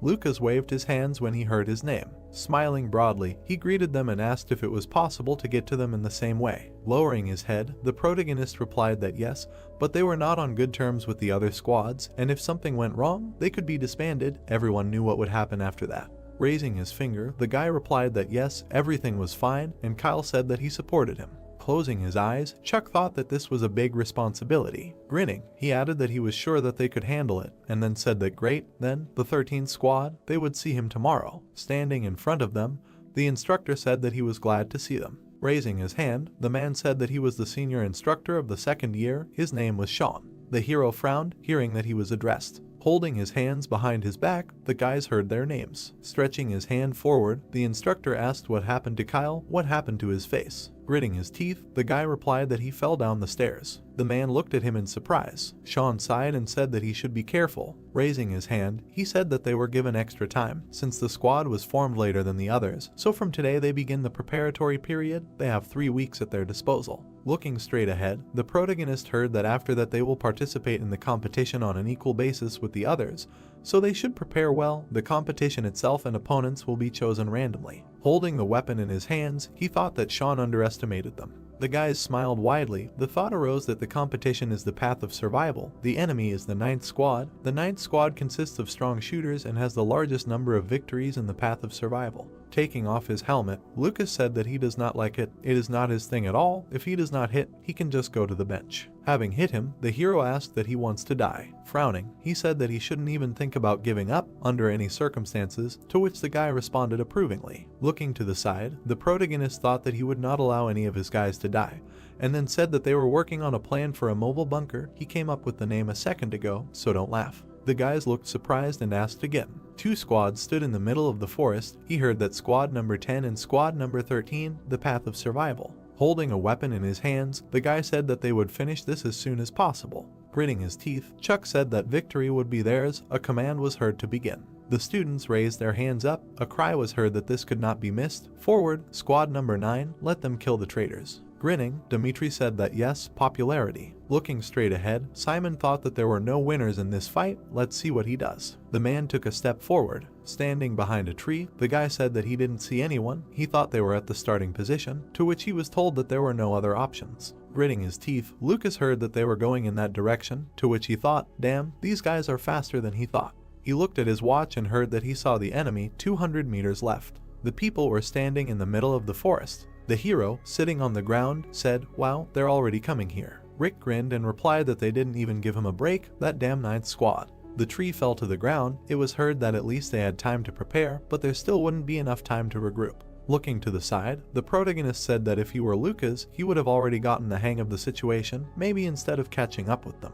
A bright glow appeared. Suddenly, a blow flew at the guy's leg. He closed his eyes and screamed loudly. Rushing forward, the opponent shouted that here, and Lucas said how painful it was. He gritted his teeth and turned around. Turning around, the guy thought that he would shoot at least one. Peeking out from behind a tree, the guy asked, so who would take him down? Lucas fell to the ground. Suddenly, he opened his eyes in surprise. Shots began to fly at him. Sitting behind a tree, he thought that if everything went according to plan, he would join the squad. The leg injury was just a minor hindrance. He needed to buy time. Peeking out from behind a tree, the guy asked why he was alone, and the other asked that since there were only 4 of them, it made sense to send a scout. In any case, this battle would end in a shootout. The guy frowned and said that let them cover him, he would go. The students stood in the middle of the forest. Looking straight ahead, the protagonist said that they were moving out. It was time to start. Lucas helped them buy enough time. Standing in front of the guys, he added that he might be wounded. He thought the 9th squad had decided not to unite and act, but to wait. Rick grinned and said that thanks to him they had managed to gain strength. The group was stronger than ever. And this was right before the battle, and Kyle said that they had also cut down a tree using fire and telekinesis. They attacked the tree. Frowning, the protagonist said that it was time to show what they were capable of. They stood behind the tree. It was heard that they were going into battle. What they were doing? They had cut down the tree. They were using it as cover. Looking at the screen, the guys said that this was for Kyle. Simon and Dimitri exchanged glances. Sitting behind the tree, the guy shouted that they should get it. He pulled the trigger. Lucas gritted his teeth and said that he needed to reload. Pointing a gun at him, the guy asked if he was really alone, said that he thought they were luring them into a trap, and they were just improvising on the fly. Putting a hand to his face, Dimitri said that one of the 13 was out. Well, he lasted a long time. Now they only have this wooden shield. Will they be able to win? Looking straight at him, Simon replied that there is a weakness in their tactics, but he thinks Chuck knows about it. People started shooting. He heard that the hell, what is it? It is approaching. It can't stop. The guy clenched his teeth and thought that in the 9th squad they all shoot well, but among them there are no people with such a strong telekinesis to answer. The hero looked straight. A thought appeared. What if he understands? The opponent hid behind a tree and shouted that hell, everyone to cover. Frowning, the guy shouted that they should stall for time. They will soon run out of steam. Looking to the side, the protagonist thought that it was true. He knew about their weaknesses, but the wooden shield would help to buy time again. The guy stretched his hands forward. The thought appeared that in order for Rick to use his power, gray smoke appeared around. Surprised, opening his eyes, the guy asked what the flame was, and the other shouted that it was smoke. He couldn't breathe. The students watched the battle. It was heard that he was controlling the fire. The 9th squad was suffocating from the smoke, and so what? It was possible. Grinning, Rick said that there was enough smoke. He didn't think that they could see anything, to which Chuck replied that it was great. Let him take care of those who managed to get out. The guys began to cough from the smoke. Suddenly a shot flew at one of them. It was heard that he would get it. Standing back to back, the guy said that 2 of them were out, to which he was told not to worry, the enemy couldn't see anything anyway. Shots started flying through the smoke. The guys were hit. It was heard that the hell, what is this? Looking straight ahead, the guys said that they could see everything. The protagonist started shooting. The students raised their hands up. It was heard that the 9th squad was eliminated. The 13th squad won. What was that? Kyle used the stones as a radar to navigate in space. And this devil Chuck? Just a great shooter. Smiling widely, Dimitri said that they won. Simon gritted his teeth and said that these bastards. The guys were happy about the victory. The protagonist raised his finger up. The man put his hand to his face. Looking straight ahead, he wondered what Chuck, then. People clinked glasses. It was heard that they would drink. The entrance to the room appeared. It was said that a special dinner for the winners. Sitting on the bed, Lucas said that it was worth it, to which Rick replied that it was, considering that he had been shot, and he added that he would not understand until he tried it himself. Appetizing food appeared, and it was heard that and now they would like to hear a few words. Looking to the side, the guy said that it was from the squad leader Chuck, who led them to victory, and the hero hesitated. He lowered his head and said that he thanked them. He knew that his tactics were very aggressive, and he also knew that they were able to win because they acted together. The guy smiled broadly. Kyle raised his eyebrows. Rick looked away. Clenching his fist, the guy said that his plan was not aggressive, but incredibly cool, to which the hero grinned. Lowering his head, the protagonist said that they were lucky since they had such physical strength. Their tactics were obvious. It was clear who would take what position in the ninth squad. Raising his hand up, Lucas said that this is what amazes him, the way he reads his opponents. He definitely made the right choice. Then he bent over and wheezed, and Rick asked if he could lie down and rest already. Smiling, the guy replied that everything was great. He wouldn't miss such a feast even if he was dying. The light was on in the room. The man was sitting at the table. Extending his hand, he said that just think, they defeated the ninth squad, one of the strongest. He must crush them before Chuck and the others thought too much of themselves. Looking at the screen, the man asked who would be best for this purpose and then thought about the seventh squad. Putting his hand to his face, Sean thought that they would definitely do everything to destroy the 13th and if the seventh squad lost. Looking down, he said that no, he would do everything to prevent this from happening. Lying on the bed, Chuck thought that he could not sleep. Sitting up, he added that before, his insomnia was due to the fear of being expelled from the Ark, but now he had the best partners, so he had nothing to be afraid of. The hero frowned and thought that no matter who their opponent was, they would still win. The squads were standing in the middle of the forest. Looking straight ahead, the guy asked that everyone remembered the plan. The guys used their abilities. It was heard that they were watching Rick and Kyle. Among the second years, their abilities were some of the strongest. Putting a hand on the shoulder of an ally, the leader of the squad said that they would deal with them. Their telekinesis may be strong, but a good thrashing will make them forget about it, to which he replied that it was good. Grinning, he said that he did not know what the other fighters had in terms of abilities, but there should be no problems with them. The guy frowned. It was heard that their captain was the most powerful. Dimitri crossed his arms and asked how much they must hate the instructors now, said that right after the firearms training against the ninth squad they had to go to the captain's battle with the first squad. The captain tied a bandage. It was heard that in the battle it was necessary to defeat the captain of the team, a fighter with a bandage on his head, but even 2 or 3 people from the first squad would hardly be able to lay this monster down. The guys rushed forward. The thought appeared that this was the big guy who was chosen for the role of captain. So now the squad would be able to hold off long-range attacks and destroy the enemy. The tactics of the first squad are called a charging tank. Dimitri smiled broadly and asked what Chuck would do, to which Simon replied that he might shut up. The guy's eyes widened and he asked why. The guys looked at him, and the thought occurred to him that the bandage was on Kyle's head. Looking away, the captain asked what they should do, saying that he didn't see Chuck anywhere either. The guy looked at him in fear, hearing that he shouldn't be afraid, to which he responded approvingly. Throwing his weapon over his shoulder, Lucas said that he shouldn't worry, that they would protect him at any cost, and Rick said that he and Lucas would do everything. Looking straight ahead, the guy said that they had to act. Even if one team member hid somewhere, they still couldn't defeat them. They rushed forward, hearing the command. The hero looked down. Standing on a tree branch, he thought that in a battle of captains it was not at all necessary to destroy the entire team.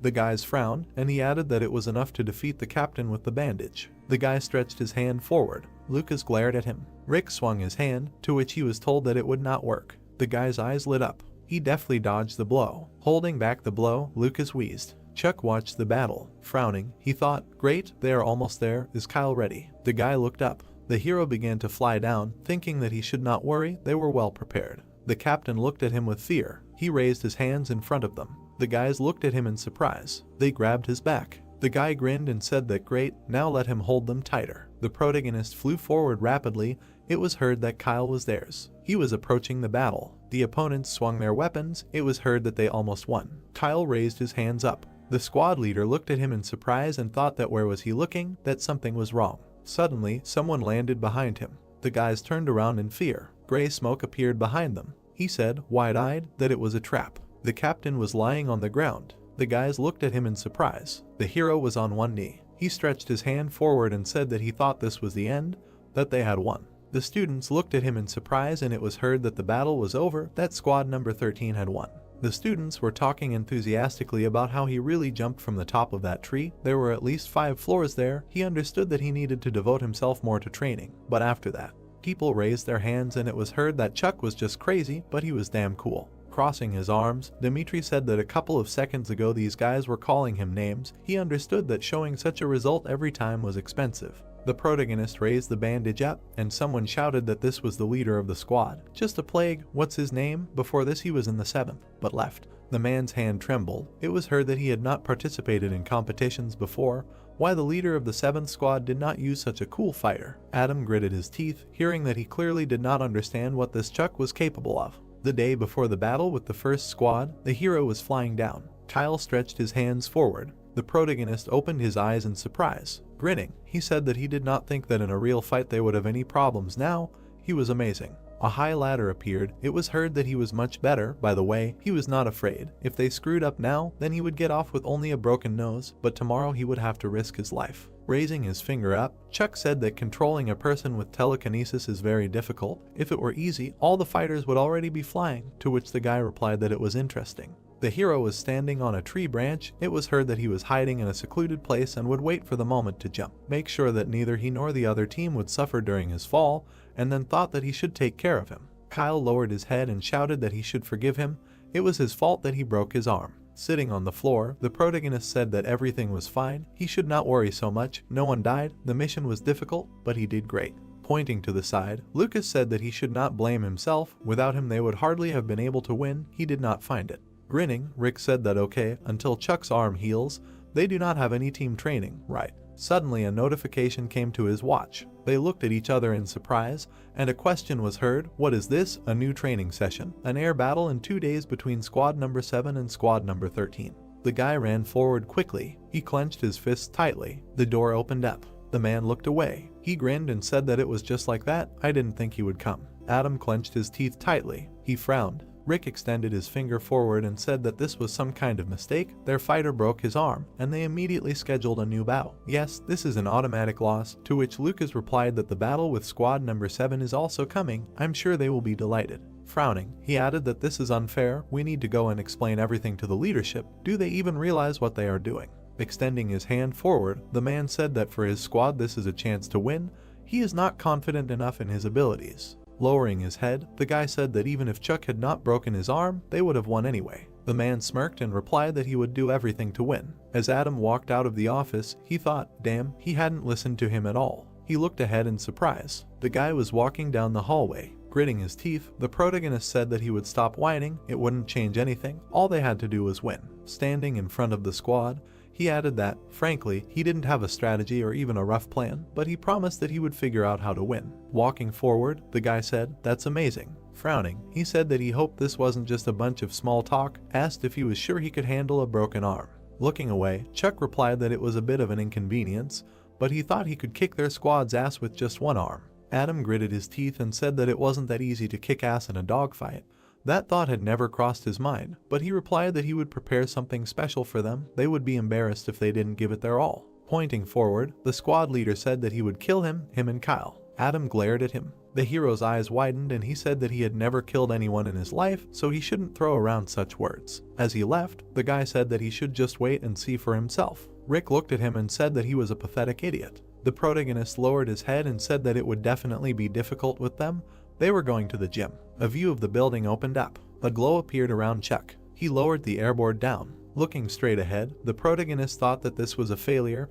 Even with a healthy arm, he could only control 2 airboards at most, and now he could barely handle one. He looked to the side. Rick stretched his arms forward. A thought appeared that this was not an easy task for him either, to control 2 airboards in flames at the same time. Kyle raised his hands up. It was said that they could only count on Kyle. The 7th squad did the same, but he did not want to overload them. The rival squad appeared. A thought appeared that even without strong support, the 7th squad was well balanced in terms of physical strength and telekinesis. With Adam as a leader, their teamwork made the team much stronger. Frowning, the hero thought that they could not win by attacking head-on, and someone addressed him. Taking a step forward, Rick said that they had a problem. Flames appeared around his hand. Releasing the flame, he said that there was nothing in the air that could be set on fire, so his fire was of little use. People were flying on airboards. It was heard that, and given the speed of movement, it would be very difficult to aim. The protagonist looked away. Holding onto the railing, the guy asked why they were talking so much with such a level of training. Grinning, he added that he did not think they should worry, to which Adam replied that of course not. Chuck frowned and thought that there was simply no way to win. The guy smiled and thought that there was simply no reason to lose. A crowd of students appeared. It was heard that wait, what? The 13th squad has another battle? Chuck's arm is broken. He does not think that they even participated in such training. The day of the battle came. Dimitri put his hand to his face and said that damn, everything here hints at the fact that they will lose. Instructor Sean is just a freak. Simon's eyes widened. The guy was standing behind him. Turning around, he asked what he was doing, to which Dimitri replied that someone had complained that he was standing nearby all the time, and he added that it was disgusting. Let him go somewhere far away. Closing his eyes, the guy said that Sean was trying to give each team a chance to win, 50-50 somewhere. The type of training and the teams participating in it were determined by analyzing the information. Looking straight ahead, he thought that this time it would be tough. The squad stood ready for battle. The protagonist squad stood in front of them. Gritting his teeth, Adam said that they would tear them to shreds, show everyone what happens to traitors. Grinning, the hero asked Rick how he was, to which he replied that it couldn't be better, he was ready to burn, so he shouldn't worry about him. Looking to the side, Chuck said that he should take care of them. Today he was the basis of their strategy. The squad stood in front of each other. It was heard that the battle had begun. A command was heard to launch the airboards. They flew up. The students were standing in the hall. It was heard that it was fucking awesome. Let him look at how many boards they had. They were completely crazy. The guy looked surprised and said 6. The boards flew up above the squad. It was heard that 16. Adam lowered his head and thought about the impossibility. Sophomore fighters on average control 2 airboards, supports 4, some can't even hold these 2. And they have 16. Even if each of them holds 2 boards, there are still 10 left. Kyle can't control 10, and the guy said that he asks not to be silent. Grinning, the main character said that he was definitely confused. Let him explain something. 4 guys were standing nearby and someone asked in shock that there were 16. The guy squeezed the gun and asked if it was even possible. He was told not to be afraid ahead of time. The man frowned and said to stick to the plan. They would destroy them one by one. Lucas swung the gun at them. Chuck's eyes lit up and he thought that they did not take breaks for rest during training. He extended his hand forward and continued to think that although his telekinetic abilities were below average, he had learned to concentrate his powers in the desired point of the body. The hero gripped the weapon tightly in his hands and thought that if he could develop this skill better than just controlling objects with telekinesis, he would be able to control them much faster. The protagonist abruptly threw the airboard forward. A bright flash blinded everyone around and a thought arose that this was madness. The man opened his mouth and thought that they would use airboards like this too quickly. The board was surrounded by magic and the guy thought that until it reached the target, he could react. A fiery figure appeared in the air. The guy extended his hand forward. A thought arose that since there were not many flammable things during an air battle, his fire abilities would not be of much use. Rick's eyes burned with a bright fire. The guy turned around and heard that during an air battle, some things could still be set on fire. A spark exploded near the opponents. Suddenly, an explosion thundered. The guys opened their mouths in shock. People were talking among themselves. What was that? They blew up an airboard. How much did one of those cost? Obviously more than the instructor's salary. What difference did it make? Let them blow them all up. The guys were screaming with delight. The protagonist grabbed the airboard. Rick had flames shining in his hands. Chuck made another hit. The guy hit with fiery energy. A huge explosion blinded the space. People flew back screaming from the impact. The man frowned and shouted to block, otherwise they would blow up all their airboards. He was told that if they got closer, they might get hit too. Someone's footsteps were heard. Sean ran up to the guys and shouted for them to stop immediately. He approached the man and they shouted the protagonist's name in unison. Sean crossed his arms and looked up. The hero looked at him confidently and thought that he had called him just to stare for 10 minutes. It would have been easier with the sergeant. He would have just cursed and let him go. The man grabbed his head and said that he knew it was awkward to start all this like this. Chuck pursed his lips. The guy pointed at him with his fingers and said that he had no idea how much one airboard cost. The hero widened his eyes and answered that he knew it was a lot. Sean frowned and said that if he hadn't been a member of the ARC, he would have been in debt for the rest of his life. Chuck drew his eyebrows together and answered, wasn't it his strategy he wanted to discuss? Sean closed one eye. Then he rubbed his head and said that technically, he hadn't broken the rules, but didn't he understand that it would cause a lot of controversy? Some instructors might even praise him for such a way out of the situation. Looking at the protagonist, he continued to say that however, it was not him. Next time he should warn in advance if he was planning something like that. Chuck replied that he understood. He approached Sean and asked if he could ask a question. He replied that yes, let him speak. The protagonist frowned furiously and said that if they were fighting dragons, no one would have any questions and they would not ask him about the cost of airboards. They must win at any cost. Sean's eyes widened when he heard, isn't that the purpose of their training? The man stood up, laughed and said that he caught him. He looks a lot like someone he knew. He leaned his hands on the table and said that Chuck was right about it with joy. We'll watch him on the battlefield. The hero put his hand to his forehead. When he heard that and now he can go, a man stood in front of the hero. He frowned angrily. He suddenly rushed forward and shouted the hero's name. The airboard darted forward. The man gritted his teeth with tension. A loud explosion thundered above him. The protagonist looked up. They started fighting and the thought occurred to him that this bastard wanted to throw him off. The protagonist threw the guy off. The guy pointed at him and said that even though he won the battle thanks to his worthless strategy, no one would praise him for it. Chuck looked at him and said that they would still see. He was standing at the door all this time to tell him this. The man gritted his teeth and said that he was just passing by. Who would wait for an idiot like him? Chuck passed by while the guy was shouting that he would finish him off at any cost, that he should not dare lose to anyone before that. The protagonist said okay. The sun was setting below the horizon. Lucas raised his hand up and said that he wished the leader health. Chuck waved to the guys. There were dishes on the table. Kyle said that they won. Rick said that he was afraid that they would be disqualified for breaking the rules. Lucas added that they did not break anything, but it was still a little scary. Rick looked at his watch. Kyle's eyes widened and asked what it was. He replied that yes, like that, every time, during their celebrations. Then he smirked and continued to say that this. Notifications came to their watches and Rick said that he knew what it was. The protagonist's mouth fell open. The guy looked at his watch in bewilderment. Lucas frowned angrily. Kyle's eyes widened. The man was holding a barbell in his hands. The scoreboard showed the battle schedule. His muscles tensed. It was heard that after one battle, they would immediately put another one, and with the strongest opponent in this format. The veins on the guy's face bulged. The hero smiled and said that it was very much in Sean's style, one after another. A man was walking down the street and heard that it was a good training session. The guy smiled and said that it was so hot, he needed a shower, and quickly, someone passed him. The guy's hair framed his face. They passed each other and the guy told him to wait. Suddenly he turned around and exclaimed that he was the leader of the squad, or rather the former leader of the squad. He grabbed him by the shoulder and asked if he was going to ignore him since he had moved on to the third year. The man turned around. Dimitri was saying that everything was great with their squad and that he was the leader now. Suddenly his eyes widened. The guy's eyes lit up and he told him to back off before he killed him. Dimitri asked fearfully what was wrong with him, what had happened. A smile suddenly appeared on his face. He raised his hand up and said, "Stop, that's not right, let him tell him all the details after their battle." He stood with his mouth open and held a stick in his hands. A man was approaching him. Looking at him, I wondered who he was. Holding two swords in his hands, I understood that he had incredible strength. His face was iron, his eyes were glowing.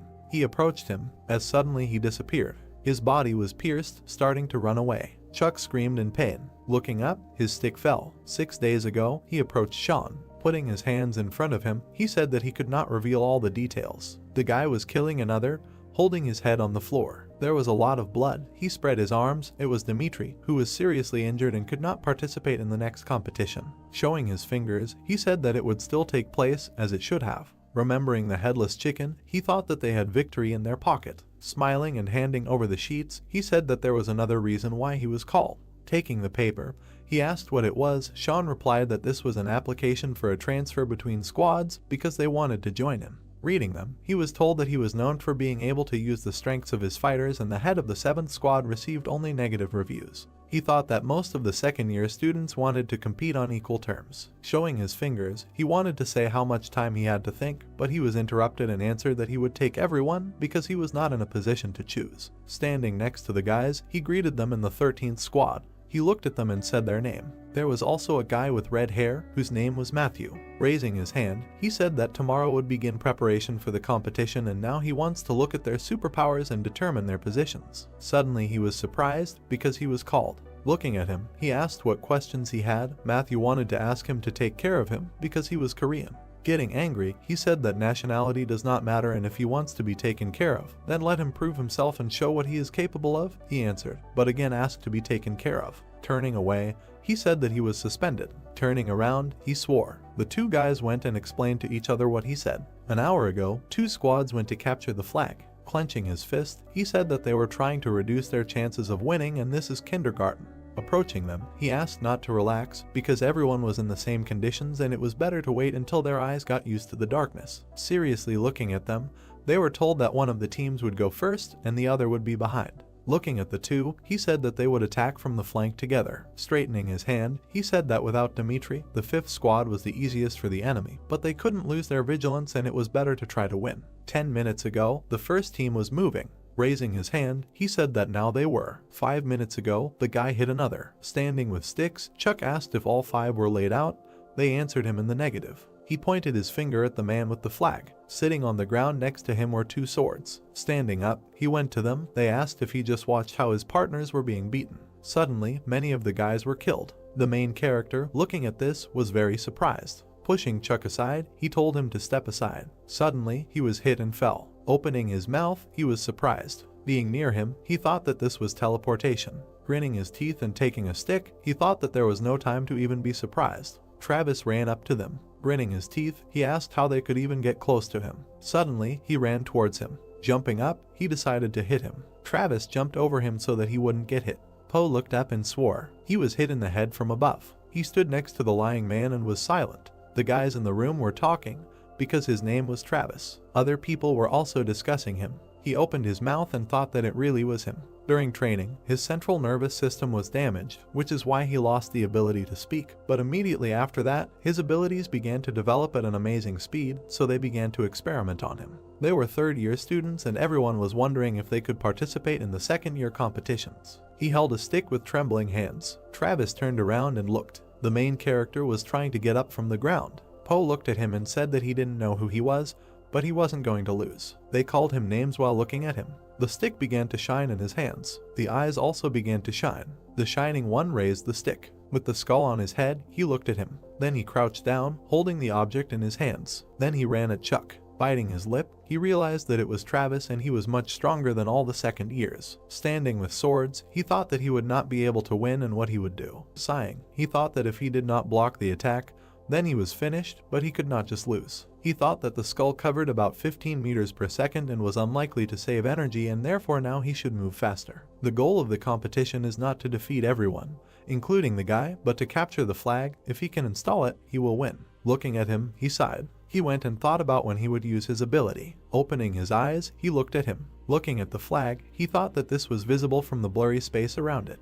When suddenly, the aura began to leave. Spaces appeared near him. The skull tried to hit, but Chuck bent down. Travis was surprised. The guy was holding the stick with displeasure. He raised his head and had pendants hanging on his neck. He was hit on the chin with a hand. The hand was higher than the guy and he was looking at him. He looked at him with his mouth slightly open. Suddenly he fell and a foot began to trample him. Standing on it, he held a sword in his hands. Looking at him, he wondered. The other one was smiling. Taking the leg, he tried to remove it. He stood up and hit him on the head. An eye fell out of the mask because it no longer worked. Then he landed on the ground, holding swords. He was surprised and looked down. He looked at the guy who took the flag and said that after the blow he came to his senses in 3 seconds, but that was enough to grab the flag. Looking back, he smiled and said that they won. He clenched his hand into a fist because the second year had beaten the third year. Sweat was running down his face. He was angry. He bared his teeth in anger. Kyle was holding food in his hands and holding it out. A cat was coming up to him. Give him stroked and told to eat, because next to his orphanage also lived a cat and they were similar. Opening his mouth, he said that he had no friends and outstanding talent too, and did not look like everyone else. They came up to him. He pointed at himself and said that now there was something in which he is good and he has friends. Opening his mouth, he thought that he was a fool, because he was talking to a cat and his abilities were cooler, then asked what he was doing. Looking back, he asked when he came. Matthew said that they can discuss something on the weekend. Taking him by the shoulder, he said that they do not have a deputy head in the squad. The cat was stroked against his leg. He said that he wanted to take this position and it would be good if he was supported. Angry, he shouted that it was enough to dirty his things. Then he hit the cat and asked him to get lost. Kyle, opening his mouth, was perplexed. The cat ran away. Kyle wanted to continue talking, but he was asked to move. They were standing opposite each other. With tears in his eyes, he began to get angry at him. He clenched his fists with apprehension. The trash can was moving behind him. It was swaying from side to side. Suddenly, it curled up into a ball. He opened his mouth and began to scream because an object was flying at him. With tears in his eyes, he asked him not to do that again. He ran away, while the other one tried to catch his breath because he was shaking all over. The cat was still running. He was outside the other guy's window. Dimitri seriously said that he did not think that he just came in and what he wanted at all. Chuck looked at him. With his eyes wide open, he said that these were only his assumptions because he was not telling them something, but now that he saw him, everything became clear. Clenching his fist, he asked if it was a third-year student. Sighing and holding his head, he said that he was the former head of his squad and third-year students were completely different. Clenching the bedclothes, he denied it. Trembling and baring his teeth, he said that he hadn't even had time to move and they had already smashed him. The main character had seen him upset for the first time.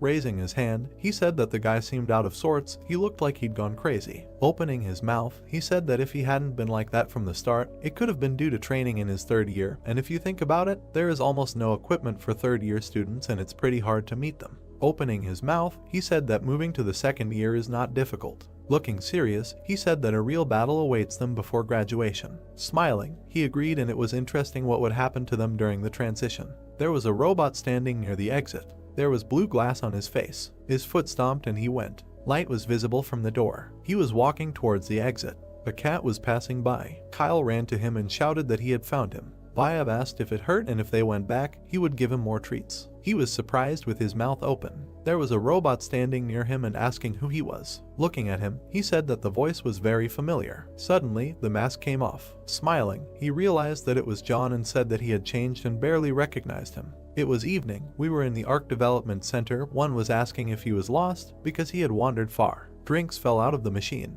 Having given him one, he said that they would come for him soon and take him to the dorm and let him drink for now. Opening it, he asked if he was angry. Having presented him with carbonated water, he asked because he was here. Taking the towel, he said that the second generation tele-armor that he saw was still in the testing stage, but there would soon be a nuance and there was nothing wrong with seeing it a little earlier, because second year students could not leave the Arc of their own free will. Looking down, he said that after the reinforcement, they could not leave the Arc unless they completely lost their combat capability.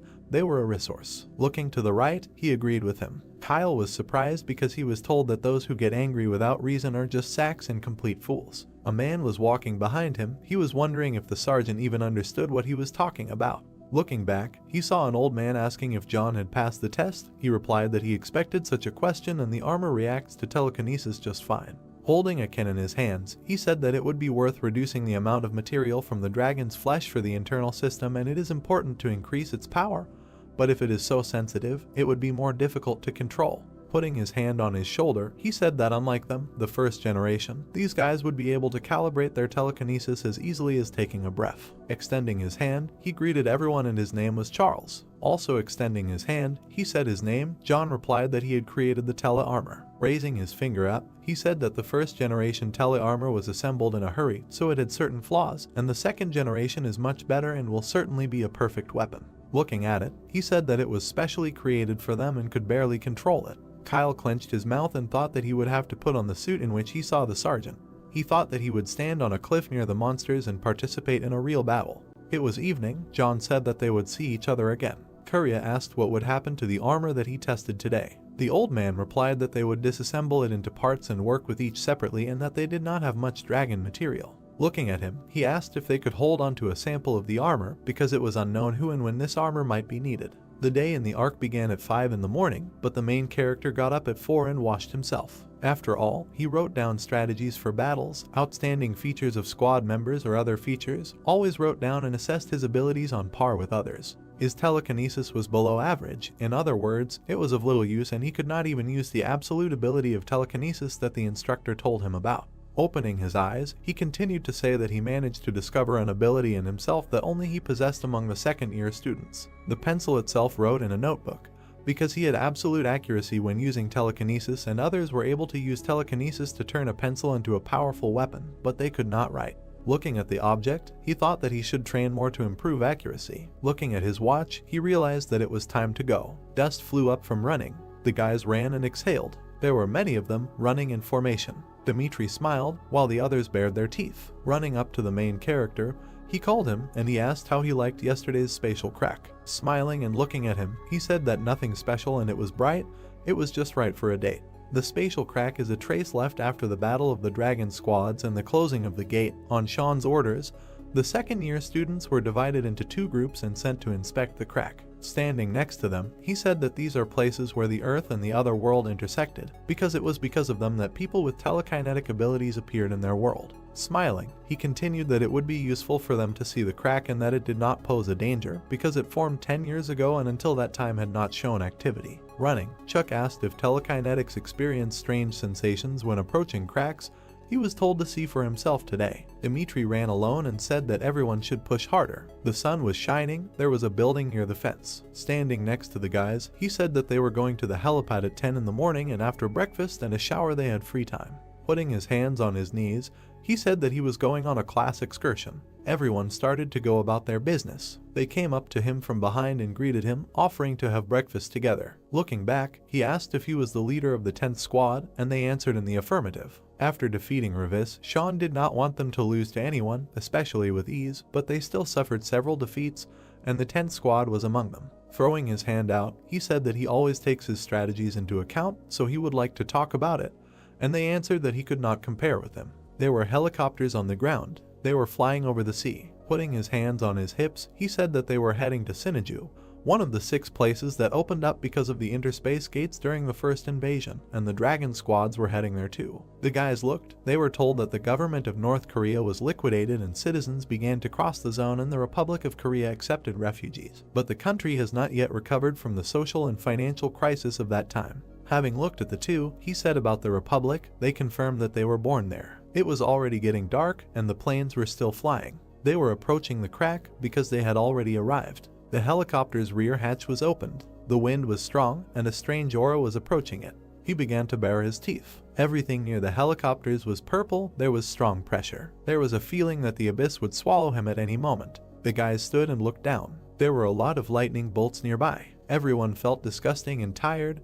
They wanted to go home. Chuck looked out the window. His face was dissatisfied. Looking at the helicopter, he thought that if this was the 4th unit of their course, then apparently it was the 10th squad and they were flying close to each other. Shane looked out the window and raised his finger up. Putting his hand to his hair, he smiled. When suddenly, the helicopter began to shine. His eyes widened in surprise. When suddenly, it exploded. This morning he greeted him for the first time. His eyes were wide. Taking him by the shoulder, he shouted that now there was an emergency and they needed to leave the plane. After all, it was burning and was about to fall soon. Having put on their gear, they went to the hatch. Some jumped out and released their parachutes. Holding onto his cap, he told them to fall. Opening his mouth, he said that as soon as they landed, he should gather the squad and wait until they arrived for them.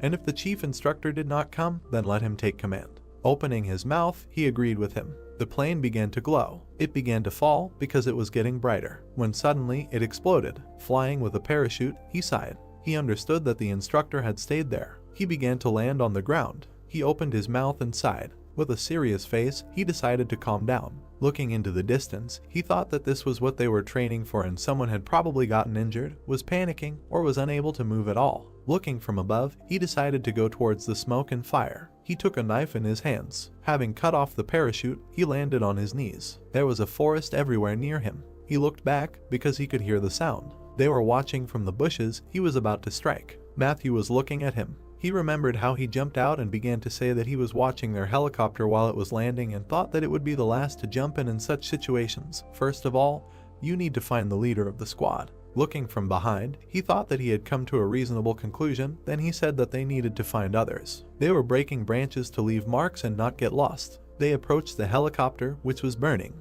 Looking at him, he said that the 8th squad should have been in this helicopter. They entered through the hatch. His face twisted from the sight. He almost threw up because he could have been in their place. Standing near the tree, Chuck was watching him. Wiping away his drool, he asked if it bothered him at all. Turning away, he said that this was not the first corpse he had seen in the Ark. People die from time to time and they need to hurry because they need to find survivors. Looking at this, he opened his mouth. After all, there was a monster on the ship. It was a werewolf with blue eyes. Taking a knife, he said that Matthew should find something useful in the helicopter and he would distract them for now. Starting to get angry, he suggested running away. Standing near the monster, he said that if they turned their backs, they would be dead because he was faster than them. The werewolf had long tails. They took his hand. Looking back, he asked Matthew to act faster. He ran with all his might into the helicopter. Holding a knife in his hands, he looked at him. Gritting his teeth, he realized that he just wanted to run away. He tried to cut the ropes with a knife. He did it with a narrowed eye. He opened his mouth and told him to go inside.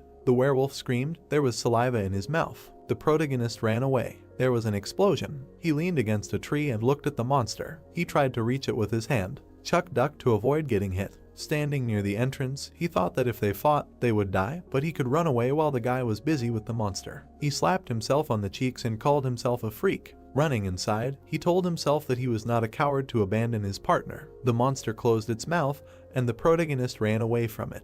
Trying to find something, he decided to take something. Cutting off the tails, he realized that it was regenerating. He bared his teeth because he was finished. Holding a sword in his hands, he tried to inflict damage. An object flew at the monster. The protagonist looked in the other direction. Matthew was standing there using telekinesis and holding a stone. Screaming, he apologized for taking so long. The monster looked at him. Objects began to fly at him. He had a weapon in his hands. He knew that he would understand his idea and react correctly. He spread his arms and decided to throw the object because he was a smart guy. The weapon flew towards the monster. It flew near Chuck. Matthew fell because the monster knocked him down. He screamed at him. The guy looked. Looking at his mouth, he saw that he had green saliva. Suddenly, a weapon appeared from his mouth and blood began to splash. The werewolf was defeated. Matthew was in shock. Gritting his teeth and standing near the monster, he was silent. Trying to remove it from himself, he asked if he was really dead. Extending his hand, he praised him. Matthew said that it seemed to be falling apart. Holding him, he said that help from the Ark would be coming soon. People were standing near the fire and saying that Chuck should have seen the smoke and come to the rescue. Raising his finger up, he said that everything would be fine because their leader always makes the best decisions. Others looked at each other and said that apparently the 13th squad trusted their leader, and remembering his behavior at the competition,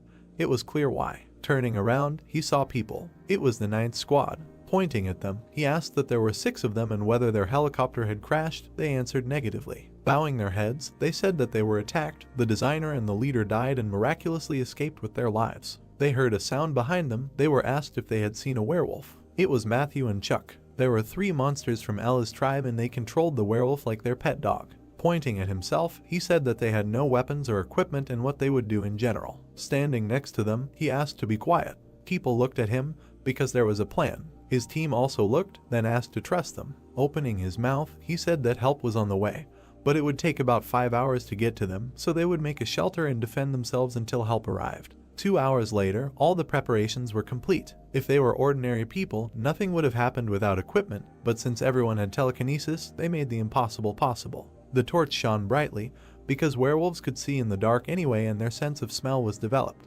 Looking at the guy, they told him that he was talking about this because they were alone and suddenly they would arrive. The same thing would happen as with the previous helicopters, and, in general, Ark was aware of the whole situation. Opening his mouth, he said that now their task was to survive and they needed to concentrate on strategy. With his mouth closed, he thought whether real battles would be as exhausting.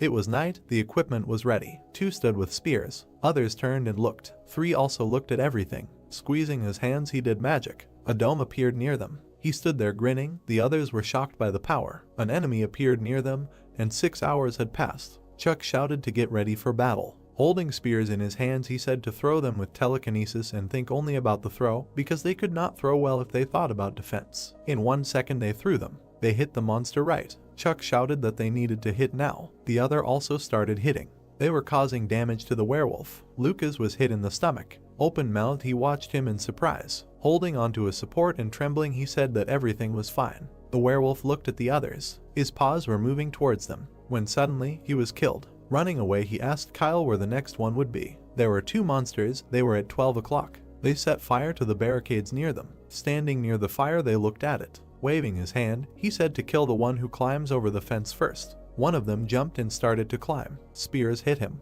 He screamed in pain in the fire. There was also the last werewolf left. Spears were flying towards him. He ducked and covered them because he was waiting for them to run out of spears. Taking the spear away, he said that they hardly know how to think and told Matthew to go with him. Jumping, he told him to open his mouth. Gritting his teeth, he tried to hit. There was a paw on the ground. Suddenly, he hit it. The monster began to scream in pain. Another spear hit him right in the mouth. Matthew hit him, telling him to die. Opening his mouth, Kyle screamed at him that it was dangerous. Taking his shoulders, he tried to push him away. The monster was dead and lying on the ground. Rubbing his chin, he said that only his clothes were touched. Something was shining through his body. Suddenly, Matthew fell to the ground. Grinning his teeth, he said that this was unavoidable and it was better this way than to fall into the mouth of a werewolf. Opening his mouth, he asked him where Ella's hunters were because there was time for a backup group. Holding a knife in his hands, he thought that the backup was an ace in the hole that they had prepared. It was a secret squad of 3 people. The other 2 guys also held a knife. After all, when they decided that everything was over, Ella's hunters would show up themselves and therefore made a plan where they had to fly onto the boards and use telekinesis to move. Kyle also did magic, because when he found out where they were, he would direct them there because they would not put up a protective barrier until they saw them. Dimitri was beating one. Another was trying to strangle him. Taking his hand, he looked at him. Kyle's nose started bleeding. Putting his hands on his knees, he said that he could no longer. Remembering his crippled comrades, he understood that their strength was running out, and if there were still enemies nearby, they would have to run. He was completely confused. There were other creatures in the forest. Angry monsters were quickly moving forward. The surrounded guys were gritting their teeth, thinking about what to do. Looking into the distance, Chuck shouted to the guys that these monsters wanted to surround them. The looked back in fear. A huge white monster appeared on one of the territories. It was a werewolf who had consciousness. Saliva flowed from his jaw in displeasure. Black magic began to run down Chuck's legs. Looking down, the main character began to clench his teeth, telling them that he was filled with despair. Huge flocks of monsters were flying from the sky, heading straight for the people. Looking into the distance in displeasure and fear, the guy began to think about what to do. The looked up. The whole body saw bright stars in the sky. The eyes looked wide ahead. Removing all the black magic from his body, Chuck understood that he would be able to survive. Turning his head, the main character shouted to everyone to get their spears since they needed to hold out a little. The hero began to clench his teeth, confidently looking ahead. Radiating magic from himself, the guy looked ahead in displeasure. The monsters were getting closer and closer to the guys, trying to kill everyone. Coming close to the monster, Chuck stood up, shouting that it was them. The flow of power quickly rushed forward. Enormous energy fell on one of the places in the forest, creating a huge explosion. All the guys, covering their faces, tried to dodge the sand. Chuck clenched his teeth and looked ahead. A huge silhouette of a robot with a weapon began to emerge from the huge ship. Looking closely at the guys, the hero was surprised that the guys were all alive. His hand was raised up into the sky. Rick looked at the sun with a smile on his face, answering that it was amazing. The hero sitting next to the guy answered that half of them died that day, they survived. Looking ahead, Rick talked about the amazing shield that they created. Thinking about the battle, the guys said that those werewolves tried to kill them, but they were cut like a hot knife cuts butter. Thinking about the end of the battle, the guy said that although they were scared, they were very happy that they won this fight. One of the guys looked askance at the main character. Looking at Chuck, the guy replied that he had been gloomy since his return, constantly thinking about something. Sitting on the bed, Chuck understood that from the moment they returned, all the quarrels between the squads and some competitions became meaningless. The guy slowly walked towards the hero. Adam, standing next to Chuck, began to say that he used to hate him, but now he was very glad to meet them. During the battle, the guy realized that he was not ready to kill someone because it was the same as watching a murder. Remembering the monsters, Adam began to understand who the real enemy really was. Clenching his fist, Chuck looked down, thinking that it was stupid to compare their strength, so they should become stronger. The second fist also began to clench tightly. The blow quickly rushed forward with all its force. Chuck opened his mouth wide in fear. Having broken through the wall, the fist showed the hero a system window, which said that the guy should come as quickly as possible. The legs slowly walked forward. Thinking about that situation in the wall, Chuck said that he covered the hole in the wall, but no one understood why it was necessary to break through. A few seconds later, the main character stood with Travis. Confidently looking forward, the guy asked the hero who called the meeting. Travis silently looked forward. Hands began to write something in the system window. Raising his middle finger, Travis asked the hero not to take it out. Frightened and incomprehensible looking forward, Chuck decided that he did not like him because he did not win when capturing the flag. The heroes slowly walked forward. John looked askance at the guys. The guys were standing near two heroes sitting on benches. Chuck began to look away with interest. Simon began to look at the guy with some anger. Raising his head discontentedly, John asked the guys why they stood up and did not sit down. Thinking about the meeting, the guy said that a quarter of the entire second year died during it, and it was not just a training session, but a war. Alexander, looking at all the guys, said that they should interrogate the commander in order to find out the whole truth about what was hidden behind this unprecedented case, which caused serious damage to the assets. The chief sighed, answering that this was the final decision of the Supreme Council, so a huge responsibility fell on the shoulders of the chief instructor. The soldiers sat at the table, listening attentively. Watching all the guys, Alexander told them to discuss what happened. Recalling the battle, the man began to say that the attack was organized by Ella's mages, but in the battle itself they fought only werewolves, but also low-ranking monsters, such as Ella's hunters. One of the soldiers began to shout that the monsters struck first, and this was the first time since the war when they so calmly showed up to them. Thinking about the monster, everyone understood that the war could begin much earlier than they predicted. Frightened, John began to think that they should wake up the Oracle. Looking carefully at all the guys, the guy answered that the only free letter left for the team name was V, so they should choose white or whiskey. The heroes confidently looked forward. Chuck looked askance at Simon, thinking that they had a strange squad for a temporary operation. A few seconds later, the hero quickly showed the system window with his hand, in which he chose white. Confidently looking forward, Simon said that he supported it. John, looking to the side, said that the other team would be called Whiskey. Sitting on the couch, the hero said to go through the points of the task. Touching his face, the boss answered that it would be good for them to turn to the Oracle, but there may come a time when his help in the future will be indispensable. John looked away and thought about what to do. Watching the boss, the guy said that it was not necessary to turn to the Oracle if he was given permission to create a new team. The guy asked with confusion what kind of team it would be. Gritting his teeth, the guy confidently said that they would take him prisoner and torture him, since this was the easiest way to find out everything about the enemy. Chuck, Simon, and Travis were surprised to hear the guy say to catch Ellie's mages in the Sinnage. With a smile on his face, Octo looked at the second-year students, telling them to choose one basic dragon weapon each. Chuck held the dragon weapon with confidence in his eyes. The protagonist, with his mouth wide open, screamed that it was glowing, but Octo, with a smile on his face, calmed the guy down, telling him that the dragon alloy memorizes the energy of the fighter's telekinesis. Holding a sword with one hand, Simon asked the man with displeasure if there was some narrower and longer blade. Gritting his teeth, Octo pointed his finger at the guy, saying that he would order a personal weapon in his first year. The hand extended some kind of magic ball, telling the guys to take it. The thing began to glow brightly, slowly opening. Chuck, holding the ball in his hands, said in surprise that it was an eye-board. With a smile on his face, Octo said that this was a lightweight and compact version, since he removed all the functions except personal control. Chuck began to confidently dress himself. There was a magic eye-board on his pants. The hero confidently walked forward. Leaving for the helicopter, Octo wished everyone good luck. In one of the places there was an interdimensional crack in the Sinnage. The helicopter was landing at the destination so that everyone could walk further. Looking away, John calmly said that this operation was called Catch the Mage. Walking forward, the guys understood that their task was to catch Ella's mage alive and return to the base. Chuck confidently looked ahead, hearing everyone say that Travis, the hero himself, Simon, and their comrade would be in charge of the search. Turning with a cigarette in his hands, the guy looked at Chuck, who asked why he was being sent on the operation. Watching John, the protagonist answered that they had third-year students who were much stronger. Standing attentively with Chuck, the hero answered that from a strategic point of view, the situation was different since the group under the guy's command survived without equipment, and they also managed to drag the monsters. Looking at the protagonist, John answered that this was not only the guy's strong point.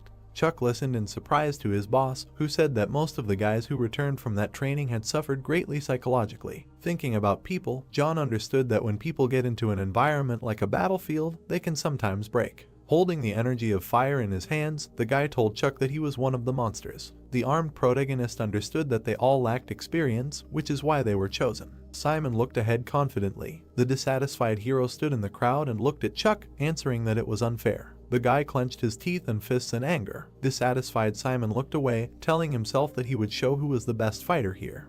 Pointing his fist up, John calmly said that they would make a halt, where they would take turns on duty. The two groups split up. Darkness was coming. John and Simon were watching the territory with weapons. Chuck and Travis were sitting on the metal, taking off their clothes. Taking off his helmet, the hero looked at the very forest that was in front of them. His gaze was lowered down. Thinking about his guys, Chuck hoped that they were still alive somewhere in the forest. Suddenly, the protagonist looked forward in fear. Travis's hands were trying to take off his helmet.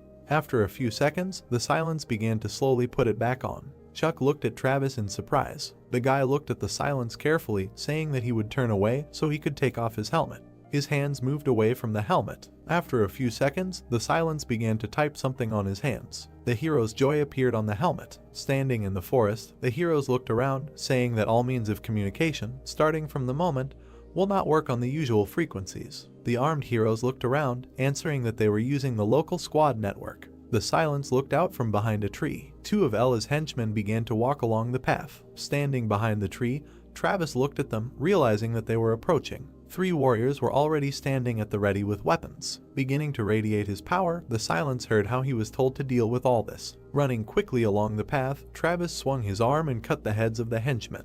John looked at Silence with a smile on his face, thinking that he was another psycho. Simon opened his mouth in surprise. Chuck, looking at all this, said that it was amazing, since he looked like a cheater in real life. Suddenly, the hero looked forward in surprise. Travis slowly and imperceptibly bent. His head was peeking out from behind a tree. His hands held the weapon tightly, swinging it in different directions. The helmet began to look away, hearing how he was told not to do this. Looking through the binoculars, Chuck told John to follow them all. The guy with a smile on his face thought about how to do this. Watching the henchmen, John said that they were heading towards the crack and were behaving calmly. John, smiling, praised the guy, telling Silence to follow them all and keep his distance. Simon, gritting his teeth, looked forward angrily. Starting to look forward angrily, the hero told himself that they still have time to figure out who is better. Travis walked forward slowly. The Silence helmet continued to watch Ella's minions. The forest began to emit strong energy and magic. In one of the places, Ella's magician himself stood on the territory, raising his hands high. Watching him, John asked the guys if they saw the crystal on the staff. Travis's helmet looked at the magician,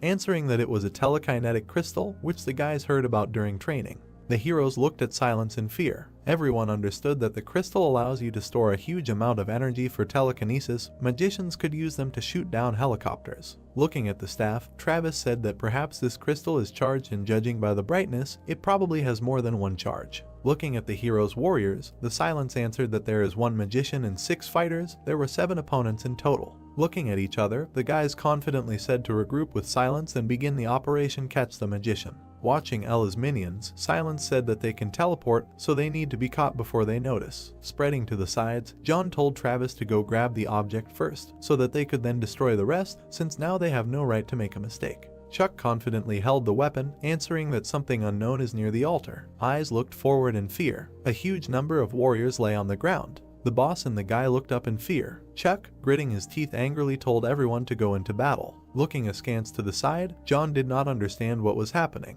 Looking at the minions, the guys understood that if this continues, they are all in danger, because these magicians of Ella can find the source of telekinesis. Starting to look to the side, John said in the system window that they cannot do anything here. The heroes sitting in different directions heard them being told to quickly retreat the Whiskey Squad. Travis didn't understand what to do. Simon looked away in surprise. Chuck, meanwhile, clenched his teeth and began to emit magic. Looking away, the hero heard that the energy was not enough for them to be found, but at the same time, they needed to be more careful so that nothing else appeared. The gaze looked at the light of the energy in fear. Chuck began to sit more and more in the bushes, emitting light and power. The guy clenched his teeth in displeasure, thinking that this was unbearable. Ella's magician looked away in displeasure, as if noticing something. Running quickly forward towards the monster, the hero saw how Ella's mage began to fly towards him.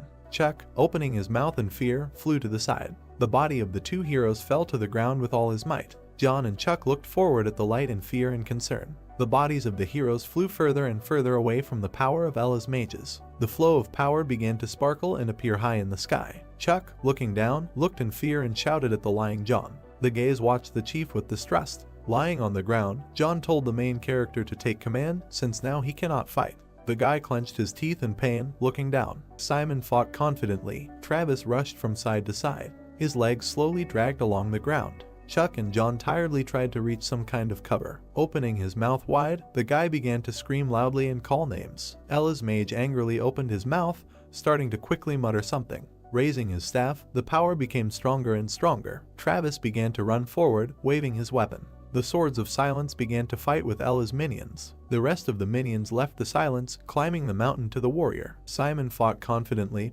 holding his weapon tightly. Simon began to look at the minions with displeasure, trying to finally kill them. The look began to radiate anger and strength. Standing on the ground, the guy began to radiate all his power down. 2 minions by the strength of the hero began to rise up on magic stones. Simon confidently flew to the side. Magic with quick movements created explosions, killing Ella's assistants. Directing all his magic at the minion in the form of magic circles, Simon understood that it was too late. The looked forward with displeasure, and his mouth clenched his teeth. The minion confidently directed his hands with a stick down at the hero. Seeing the last monster in front of him, Simon began to think that this was the end. The hero quickly jumped around the territory. The minions began to fight confidently with Simon, trying to kill him. The guy looked away in fear. Looking at Chuck with a dead minion, the guy could not understand how he killed this scumbag.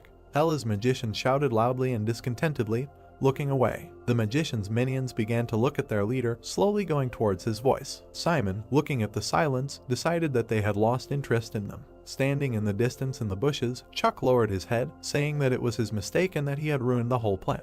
Travis's fist was aimed at the main character's body. Chuck quickly flew back. Coming up from behind to Silence, Simon took him by the shoulder, telling him to stop all this. Seeing legless John by the tree, the guy decided to stop all this and improvise. Slowly getting up from the ground, Chuck confidently said to work on a new plan. Silence again raised his hand up in displeasure. His legs began to hit Chuck's face with all their might. Trying to hold Travis back, Simon asked him to stop. Gritting his teeth, the hero confidently looked ahead, answering that despite all the anger, Chuck was the commander. Silence looked angrily at the guy. After a few seconds, the hero's hand slowly moved to his chest. Simon looked away. Chuck, wiping his face, heard the hero telling him not to do anything else, since first of all he would get it from everyone. Looking ahead carefully, Simon told Chuck that he understood strategy and tactics the best among the second years. The protagonist looked up with concern. Watching the silence, the guy asked to listen to him since there was nothing serious. His fist continued to clench from anger. Gritting his teeth, Simon began to ask Chuck if he was sure about all this. Looking at the guys, Chuck began to ask them why they wanted to attack right away without delay. Thinking about the battles, the guy said that they should not worry about anything now. Simon, walking forward, told Chuck that he was right about the fire because not long ago the crystal used its last charge. Confidently looking forward, the protagonist answered that for more than 10 years these bastards hid and hid but did not leave. Silence looked at the guy who said that the man tried to kill them with the remaining energy from the crystal. Simon, with his mouth wide open, listened to Ella's mage forcing his subordinates to return to him,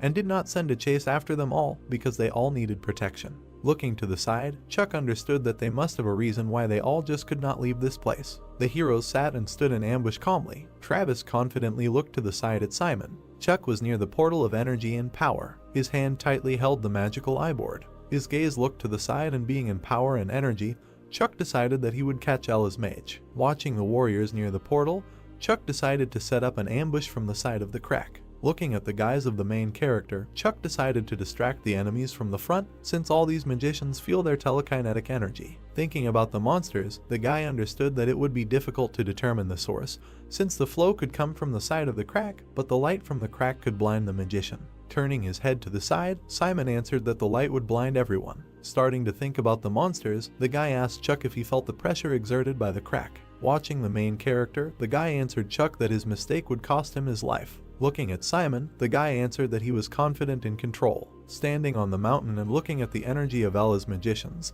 the guy understood that he had to catch the magician himself because he felt guilty. Confidently looking forward, Chuck understood that he had the best chance of success. Turning to the side, Travis said that Chuck probably saw members of his squad in that mountain of corpses, and sometimes he looks like a machine because he is so cold. Simon looked at him and added that if after everything he had seen he didn't feel anything, it was hard to call him a human at all. Looking at the energy that had burst out of the forest right in front of them, the guys said that even in a situation where everything had gone wrong because of him, he had managed to keep his composure and plan the next attack, which was very impressive. When they finally understood why 13 trusted Chuck so unconditionally, he himself moved forward, thinking that it was good that he had arrived in time. The boy stopped at the edge of the cliff, throwing his backpack. Then he threw down several tactical helmets. The protagonist held grenades in his hands and thought that a mistake would cost his life. A little hesitantly, he looked at the bomb in his hand. At this time, Simon looked at the timer, thinking that it had gone off and 15 minutes had passed. At that moment, the time was showing 15 minutes right on the dial. Chuck looked straight ahead with a look full of seriousness. Immediately after that, he threw 2 grenades forward. Then he jumped down right after them. He managed to push off the bomb with his foot. Travis and Simon were moving forward at a great speed. The monster commander noticed them approaching and turned to the side. The blonde boy looked straight ahead, wondering if Ella's warriors were still there. Looking at the monsters that stood right in front of their leader, he could not believe that all of her guards had come there. The masked soldier made his way through the opponents, swinging his blades. Simon, standing behind, shot at the monsters with a weapon. One of the guards was wounded, bleeding. A moment later, Travis deftly swung his blade and killed him. The blonde boy raised his weapon after what happened. Then he sharply aimed. At the same moment, his ally leaned forward. The bullet hit the monster standing behind him right. Having completed the attack, Simon and Travis looked at each other and nodded to each other. Looking straight ahead menacingly, the blonde boy thought that Chuck should handle it because they don't want to screw up their initial mission. At the same time, the boy was in the abyss, standing on 2 mechanisms. Gritting his teeth, he realized that this feeling was present again. Pushing off from the flying balls, he added that it was absolutely true. Imagining the image of a majestic monster right in front of him, the protagonist concluded that this was the fear of the dragon. Trembling with fear after seeing it, Chuck thought that it was just an illusion. When the dragon opened its mouth right in front of him, the boy realized that he had to decide. Then he bit his finger until it bled. The protagonist was full of determination, looking straight ahead. A moment later, Chuck rushed straight towards his opponent. At this time, Simon was destroying monsters with his weapon. Aiming at the site, the blonde boy thought that there were 2 guards left. He looked at the 2 monsters standing right in front of Ella. The boys stood still and thought that they would protect the mage, so they shouldn't attack. Immediately after that, Simon raised his rifle and prepared to shoot. The monster commander, who noticed this, immediately enveloped herself in energy. Then she activated the power of her thought. Ella sent her purple energy straight to the guards, deflecting the enemy's bullets. Lowering his weapon down, the blonde boy thought that she used a shield and realized where he was aiming, stating that it was the perfect defense. Suddenly, an unknown silhouette appeared right behind the monster commander, and Simon said that they only see those in front of them. This same unknown silhouette turned out to be Chuck, who was breaking through. A moment later, the boy grabbed his opponent by the throat with his hand. The guard standing to the side turned around, noticing something was wrong. At the same moment, a soldier in a mask rushed forward at great speed. With the help of deft movements of the blade, he managed to decapitate the monsters. The protagonist injected a syringe directly into the monster commander's neck. He held it back with all his might with his hands. Chuck, with a look full of worry, looked at the vaccine and wanted it to be excreted faster, because in the worst case, the magician would teleport. Suddenly, Ella enveloped herself in purple energy. Immediately after that, the monster commander began to disappear. The boy, with his mouth wide open in discontent, said that this could not be. At that very moment, Ella's body continued to disintegrate into small particles. Then, right in front of him, a bright purple energy flared up. After everything that had happened, the protagonist looked straight ahead with a puzzled look. Right in his arms was the unconscious monster commander, and he asked if they had really managed it. The story lags back to the headquarters of the ARC organization. With a deft movement of his fingers, the man was typing on the keyboard. John lowered his sad gaze down. His severed leg was bandaged. At that time, Chuck stood right in front of him with a guilty look. Suddenly, the boy shuddered, hearing the words of the sergeant, who asked him not to stand over his soul like a dog that needs to be taken to the bushes. With a smirk on his face, John explained that no one had canceled the prosthetics, and he would receive disability benefits because this was the best reason to quit, and asked not to apologize anymore. Standing right in front of the sergeant, the protagonist agreed to this, and the latter, closing his laptop, said that sticking to the plan was the right decision, and if he retreated, his leg would get upset and cry. Imagining the tied-up Ella, John stated that thanks to him, he finished the report on the operation, and now it remained to find out the details from the captured magician, and Chuck asked if they would be able to interrogate an alien from another world. Visualizing a person who uses his magic on another, the sergeant explained that in the ARC there is a telepathy specialist, who, by the way, is the only one in the world, and took out a cigarette. Suddenly, the guys turned around, seeing a soldier approaching. It was Silence, who was surprised by what he saw in front. Right after that, he decided to close the door in front of him, and John was telling him that they were done so he could come in. Hearing this, Travis, using his watch, asked how he was feeling. With a wide smile on his face, the sergeant replied that he was thinking about going on a diet, but now there was no need because he had already lost a lot of weight. After his words, the soldier in the mask began to laugh, and Chuck, who was looking at him in bewilderment, could not believe that he was laughing. Travis lowered his head down and continued to laugh. John also laughed after his joke. Surprised, looking straight ahead, the boy could not believe that the sergeant could just chat with Silence like that, and he was one of the few. As the sun was already setting behind the horizon, John, who was in the hospital, told the old man and the pseudo-ninja to leave. The guys stood there while John said that he was going to mourn the loss of his leg and think about many things. At the same time, the soldier in the mask printed on his bracelet that he apologized for hitting him because he would have done the same if he were in his place. Smiling after hearing this, the protagonist declared that he deserved it. When he added that they were in danger because of him, Travis looked in his direction and said that they coped thanks to him, and now it was clear why the sergeant had such hopes for him. Slowly walking down the street with his colleague, the boy said that he did not think that John would say that he liked someone. With a smile on his face, looking at the laughing Silence, the protagonist declared that he always insulted everyone. When the guys approached the sign indicating the buildings for the 3rd and 2nd years, Chuck said goodbye to the soldier in the mask. Turning back, he waved his hand. Travis, seeing this, repeated his gesture. Watching the boy's back as he walked away, Silence began typing something on his bracelet. Then he threw a rock right at the protagonist's head. Feeling it, Chuck turned around abruptly. The boy looked straight ahead with a smile on his face, hearing the soldier in the mask tell him to study hard and be a good boy in order to move on to the 3rd year. Immediately after that, Travis turned his back to him and showed the middle finger. The story's narration moves to an airplane that was standing on the runway. People in business suits, representing different countries, were getting out of it. James had a badge with information about him hanging around his neck. Adjusting the collar of his shirt, the man said that he was very hot. At the same moment, people in business suits approached the soldiers from the front. Noticing this, the soldier transmitted on the radio that the Supreme Inspection Commission had arrived. The soldiers stood near the cars and waited for their guests. Alexander, looking ahead with a menacing look, asked to make sure that they would reach the main conference room safely. As the guests approached, the soldiers saluted them and did not thank them for having come such a long way. Having given everyone special bracelets with a map of the area, which they immediately put on their hands, the soldiers explained that they would take them to the main conference room, and so that they would not get lost, they should put on these devices because they would provide communication over short distances and had a local map built into them. James looked at his bracelet in surprise, thinking that this was enough for him, and the soldier standing behind him called out to him, asking to allow him to walk him to the car. Turning back with a sly grin, the man said that everything was fine, he would get there himself because he had the right to do so. Adjusting his cap, the soldier agreed with him, thinking that he was still a pain in the ass. James looked at him with displeasure, reasoning that they wouldn't tell him anything useful anyway and would just chat to entertain them.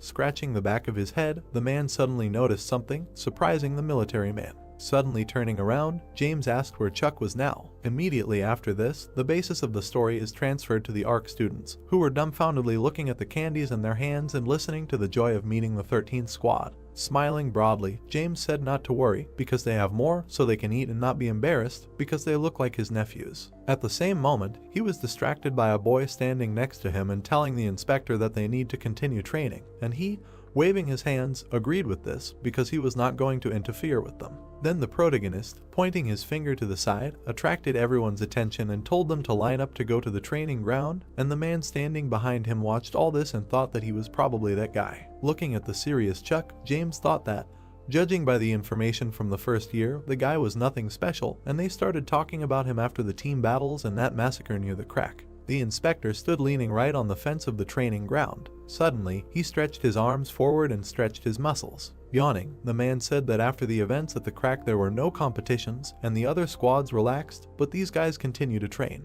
Suddenly, he looked to the side, noticing something there. Armed soldiers were leaving the training ground, and James, who saw this, thought that they were over. At the same moment, Chuck, who was among them, attracted everyone's attention and told them to go to the weapons complex. Smirking after hearing this, the inspector said that their tenacity could only be envied. Immediately after this, the basis of the story is transferred to the weapons complex. Standing above, the man watched everything that was happening from below. Approaching Kyle, the boy called out to him and said that today he would train with him, and he turned around. Hearing this, the boy with white hair was very scared. Taking a fighting stance, the protagonist told his friend to begin. Shaking with fear, Kyle looked at the real Chuck from the front and did not understand why he chose him as a partner. Noticing his menacing look, the boy with white hair thought that this did not look like their usual training. The boy continued to look at his friend with a serious look and reasoned that that fight at the spatial crack taught him something important. Remembering the downed helicopter and the monsters he had to fight, the protagonist realized that in a real battle, telekinesis alone is not enough and Kyle must learn all the fighting techniques. Comparing the image of the white-haired boy in his head as a child and now, Chuck concluded that he was weak in his first year, but now their bodies are in great shape, as if they were made of metal. A moment later, the boy rushed forward with great speed, announcing the start of the battle. Kyle, who was looking straight ahead in shock, immediately enveloped himself in energy. At that moment, he saw his friend, releasing his power, move forward. Noticing the approaching danger, the white-haired boy jumped back sharply. With a deft movement of his head, he managed to dodge the enemy's attack. Kyle stood still and tried to hold back the onslaught of the protagonist. Dexterously handling his wooden spear, the white-haired boy tried to parry the enemy's blows. At the same time, Chuck, with a menacing look, inflicted more and more attacks. Sweating from fatigue, Kyle thought that he was suffocating and was about to die. His friend continued to look at him with a look full of seriousness. Suddenly, the boy struck the white-haired boy's hand directly. Holding his spear to his head, the protagonist stated that even if he could see the future, he could not win by defending himself. Stepping back a little, Chuck asked Kyle to try to attack, and he could not believe his words. Immediately after that, the white-haired boy tightly gripped his spear in his hands. Realizing everything he had just heard, he gritted his teeth. A moment later, Kyle pointed his weapon forward at great speed. The boy watched this with a serious look. With just one movement, he managed to disarm his friend, who was extremely surprised by the loss of his weapon. As the wooden spear fell to the ground next to the boys, the protagonist said that you should not close your eyes when you hit, and it is better to hold the spear tighter. Looking down, Kyle asked for forgiveness. Hearing this, Chuck only looked at him silently. Then, with a serious look, the boy turned to his friend, saying that he should now attack him with all his might. Hearing this, the boy with white hair was extremely dumbfounded. After his words, Rick turned around in surprise, asking what he even said. At this time, the protagonist was standing right in front of Kyle. The boy with white hair was confused, looking straight ahead, while Chuck called his name. Releasing his blue energy, he said that he would use his abilities to the maximum, and he should do the same. The student with brown hair, dumbfounded, looked at what was happening, saying that judging by the way they held the weapon, the victory was Chuck's, and Lucas, standing next to him, added that if you take into account telekinesis, the chances are equal. With a look full of confidence, looking at his friend, the boy asked what was wrong, and was he really afraid of scratching him, and the latter, hearing this, only shuddered. Looking down, the white-haired boy said that he didn't know why he was acting like this,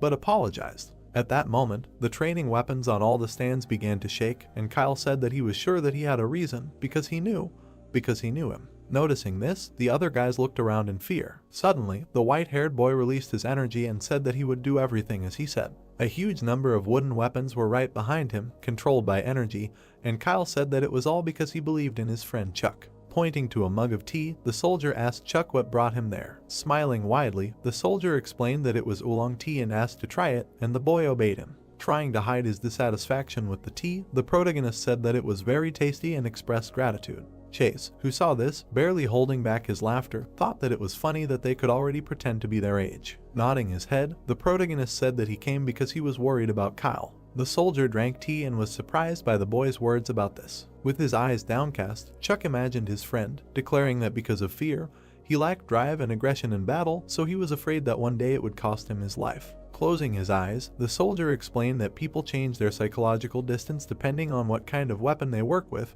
and the boy sitting opposite him thought about psychological distance. Visualizing a person strangling another with his hand, Chase said that this is an internal resistance when it is necessary to harm another. Imagining planes flying right over the explosions, the soldier added that it is difficult for a soldier to kill an enemy with his bare hands, but he can easily do it with a bomb. Looking at the student sitting opposite him, the soldier stated that it was hard for Kyle to hit and kill on command and thought he needed a more compelling reason than just someone's words. Then Chase remembered how the boy used his telekinesis magic back on the island and stated that it was exactly the same as then because at that moment he believed in him. Immediately after this story, he was transported back to the boy with white hair who used his telekinesis and subdued a wooden weapon. With a smile on his face, looking straight at him, Chuck thought that so this is what psychological distance is. Gritting her teeth, Rick watched this, saying that Kyle, so to speak, went crazy. Surprised, looking to the side, Lucas asked what could stop them. At that moment, James was watching them from the side, saying that it was amazing, and realizing that so this is it, the power of a class. Tying the sweater around his waist, the boy thought, which was simply amazing, and did not understand what he should do and whether it would be too much for Kyle. Watching all this from the side, Rick said that the guy with white hair could anticipate Chuck's attack and dodge,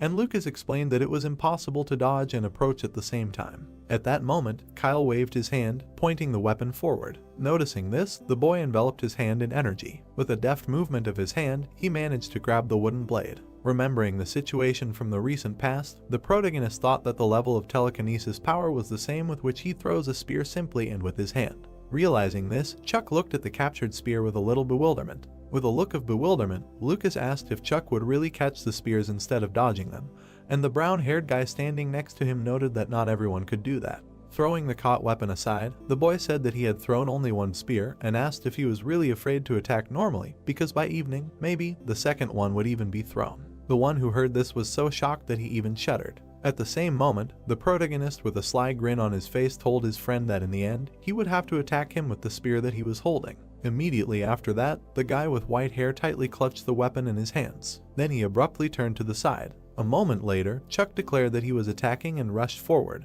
Noticing this, Kyle sent several weapons in his direction, which he successfully parried. Getting closer and closer, the protagonist said that he was already running out of spears. Then the guy with white hair, using his magic, put his hand straight in front of him. At the same moment, all the spears under the influence of his telekinesis headed towards Chuck. Noticing this, the boy grabbed his jacket. Looking straight ahead with a menacing look, he used his energy. Deftly waving the jacket straight in front of him, he managed to reflect the enemy's blow. Having repelled Kyle's attack, the boy rushed forward. Rick, dumbfounded, looking straight ahead, could not believe that he covered himself with a jacket, and Lucas, standing next to him, opened his mouth in surprise, telling Kyle to make the spear longer. At the same moment, the protagonist with a menacing look continued to move forward. The guy with white hair who saw him was a little scared. Realizing the hopelessness of the situation, he decided to attack back, screaming loudly. A moment later, the protagonist destroyed the enemy's spear with a deft movement of his weapon. After what happened, Kyle was extremely dumbfounded, while his friend approached him right away. Then the guy with white hair was very surprised to see Chuck's hand right in front of him.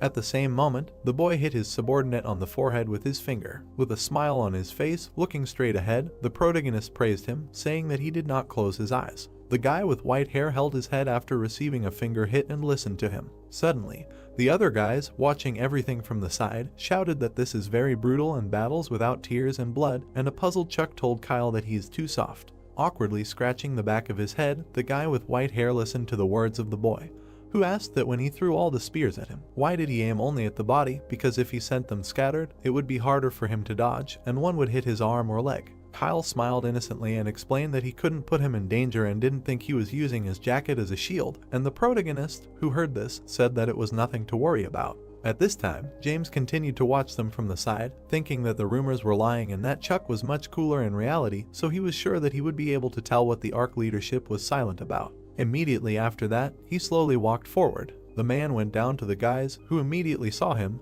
and asked them to give him a minute. He waved his hand and called out to the boy. Noticing him, the protagonist looked straight ahead with a surprised look. Then they went outside and Chuck asked if he really meant the events at the spatial crack. Reaching out for the soda that James gave him, the boy explained that he had already told everything and wrote it in the report, and James explained that he was interested in hearing from him personally what happened there and how he acted. Sitting down on the bench, the inspector called the protagonist to him, telling him not to be shy, and thought that he should definitely be attentive. At the same moment, a light flashed in James's eyes, and he thought that his superpower helped support the interlocutor. Smiling widely, the man declared that it was called super reaction and was not telekinesis, saying that he understood everything.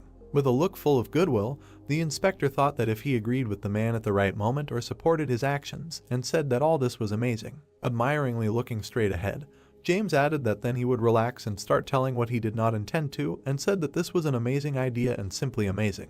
Realizing that he was almost there, the man, leaning closer to Chuck, asked what happened next. Looking at him in surprise, the boy asked what his question meant. The inspector, gritting his teeth in confusion, thought that he had told the same thing as written in the report, and wondered if there was nothing more. With a serious look, the boy stated that nothing like that and only a few small details that he could read in the report, and he thought that his face did not even rise, and whether he was crazy at all. Then the protagonist saluted him and said that it was time to go to training, while he agreed with this. Walking away from him, Chuck thought that he was forbidden to talk about the Whiskey Squad regardless of the conditions, and his efforts to influence him were useless. At the same time, the dinner was holding a phone in his hands. Looking away, he began to dial a number. Then the inspector brought the smartphone right to his ear. Making a phone call, James asked to check whether Chuck was in the ARC from the time the cracks formed until today. Immediately after this, the narrative of the story moves to the moment when the boy ran to report. His subordinates also ran with him. The 13th squad trained running right on the site. Other guys were running with them, also counting. Dimitri was also among them and ran away, continuing to count. Running closer to the protagonist, he called out to him, and the latter, looking at his acquaintance, noted that he, as always, was full of energy. Looking away with an obviously dissatisfied look, Petrov explained that he needed to keep himself in shape.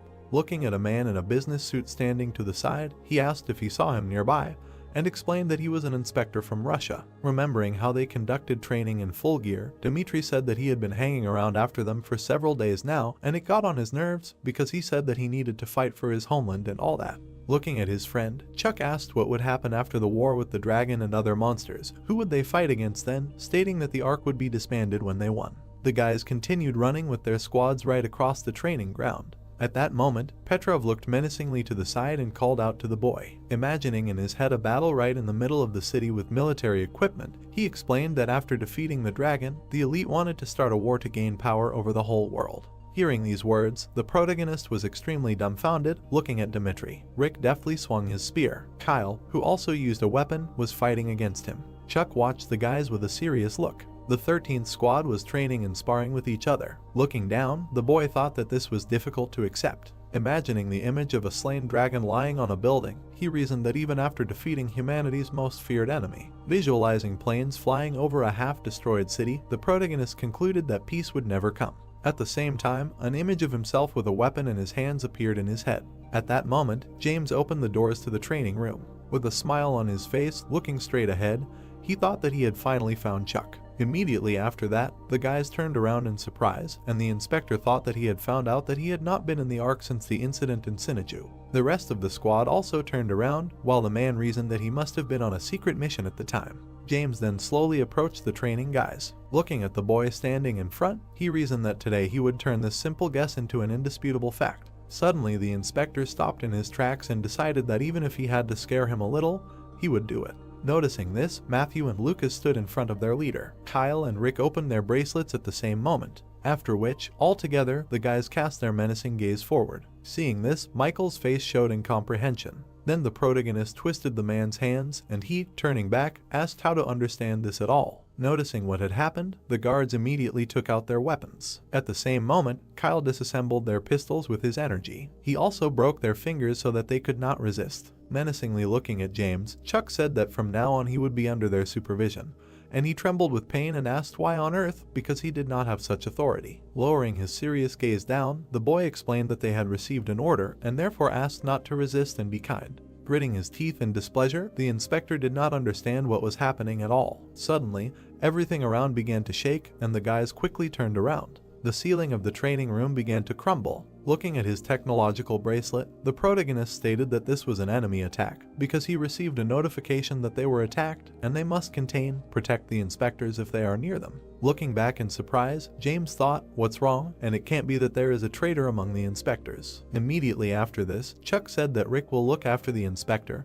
and Lucas and Matthew should bring a firearm, to which the guys nodded their heads approvingly. With a slightly confused expression on his face, Kyle asked who attacked them, and was it really Ella? Hearing his question, the boy looked menacingly in his direction and said that, most likely, people. After some time, the inspector and his guards were tied up and placed on the floor, and the protagonist said that everyone would receive 2 magazines and a total of 60 rounds. Then the guys examined their weapons, preparing to use them. Activating his bracelet, Chuck asked how many people from their squads were responsible for protection. The guy in the bandana, using his device, answered that he had 4. Dimitri looked menacingly at his bracelet, declaring that he only had 2. Looking away, Simon explained that he had as many as 6. At this time, James looked at the guy standing in front and thought that the leaders of the other squads calmly accepted his instructions, as if he was the main one, and thought that there was nothing surprising in this because his experience and achievements speak for themselves. With a serious look, the protagonist thought that the place where the environment would only play into their hands, and told the whole squad to gather at the 4th Combat Training Ground and take all the weapons they could find. Immediately after that, the soldiers slowly walked forward. Chuck and his squad protected the inspector and his guards from all sides. The boy turned back abruptly and asked the inspector if he knew anything about the attackers. The man who heard this was suddenly surprised. Looking straight at the protagonist's back, James heard him explain that when he saw the message, he thought he knew something, and besides, he did not think that he was the traitor. After his words, the man answered with a smile on his face that they were the purists. Looking down, the inspector explained that this is what they call themselves, and Rick, who was walking next to him, was surprised by this. Imagining a group of armed men in his head, James explained that this group was radical, the members of which did not consider people like them to be human, and wanted to exterminate everyone, and they were also driven by religious beliefs and fear of a new kind of people with inexplicable powers. Inspector Lucas looked at him in shock, stated that in 3 years dragons would attack them, and asked if they really wanted to help him, and he answered that they believed that the dragons would come because of them. At that moment, a helicopter appeared in the sky, and the man explained that therefore their logic was simple, that there were no telepaths, therefore there was no invasion, and the student declared that this was nonsense, and people with superpowers appeared only after the gates were opened. The man on the helicopter looked straight ahead with a menacing look. His eyes were full of rage. Still looking straight ahead, he said that he had found them and that here they were, the dirty bastards standing in the way of Providence. At this time, several helicopters were flying forward at a rapid pace. A huge number of guns were firing forward to shoot them down. Anti-aircraft guns were firing a huge number of shells at the helicopters. They managed to shoot down some of them, which immediately fell down. Suddenly, right next to a group of soldiers from the Ark, helicopter debris fell. Some of the helicopters still reached their destination, and armed men were getting out of them. Holding a rifle straight ahead, Chuck said that he thought it would all start soon. After a moment, he nodded his head with a puzzled look. The guys stood still and watched as the downed helicopter flew overhead. Then the squad continued on its way, when someone said that an enemy helicopter crashed not far from them. Turning back, the kid explained that there was a high probability that the enemy had survived and asked if they had seen how many were on board, and Lucas, who was standing behind him, said that there were about 4 people. continuing to slowly walk along the empty street of the abandoned city with his squaw. The protagonist thought that he wanted to go through the 4th combat training ground because there was a place to hide, because he wanted to avoid a direct confrontation.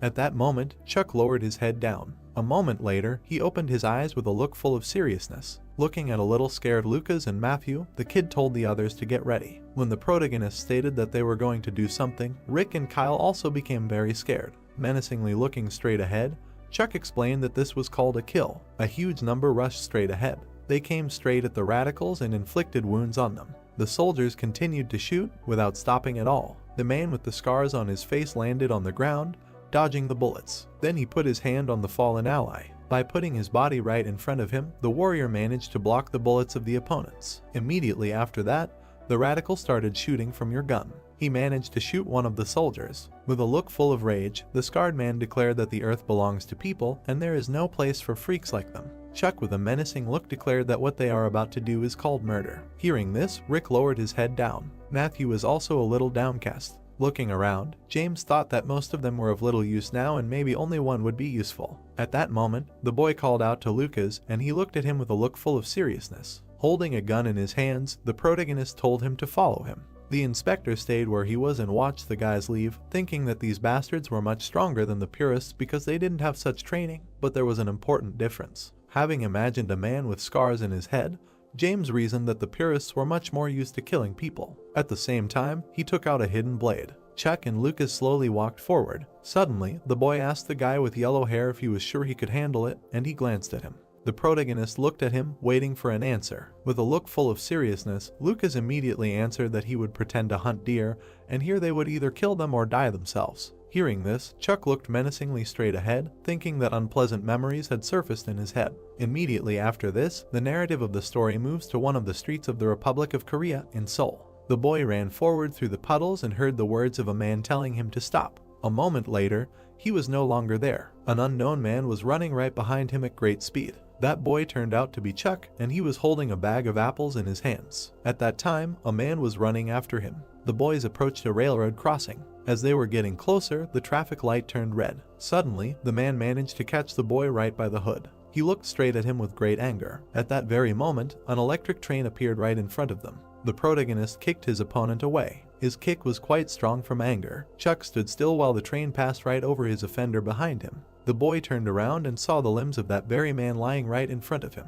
Looking straight ahead, the protagonist was very scared. At that time, the apple lying right on the ground was covered in water from the rain. Chuck looked at the burning helicopter and recalled all these events, after which he showed his ally, and he nodded approvingly. Then they slowly made their way forward, hiding behind the barriers. Suddenly, the boy took an unknown device in his hand.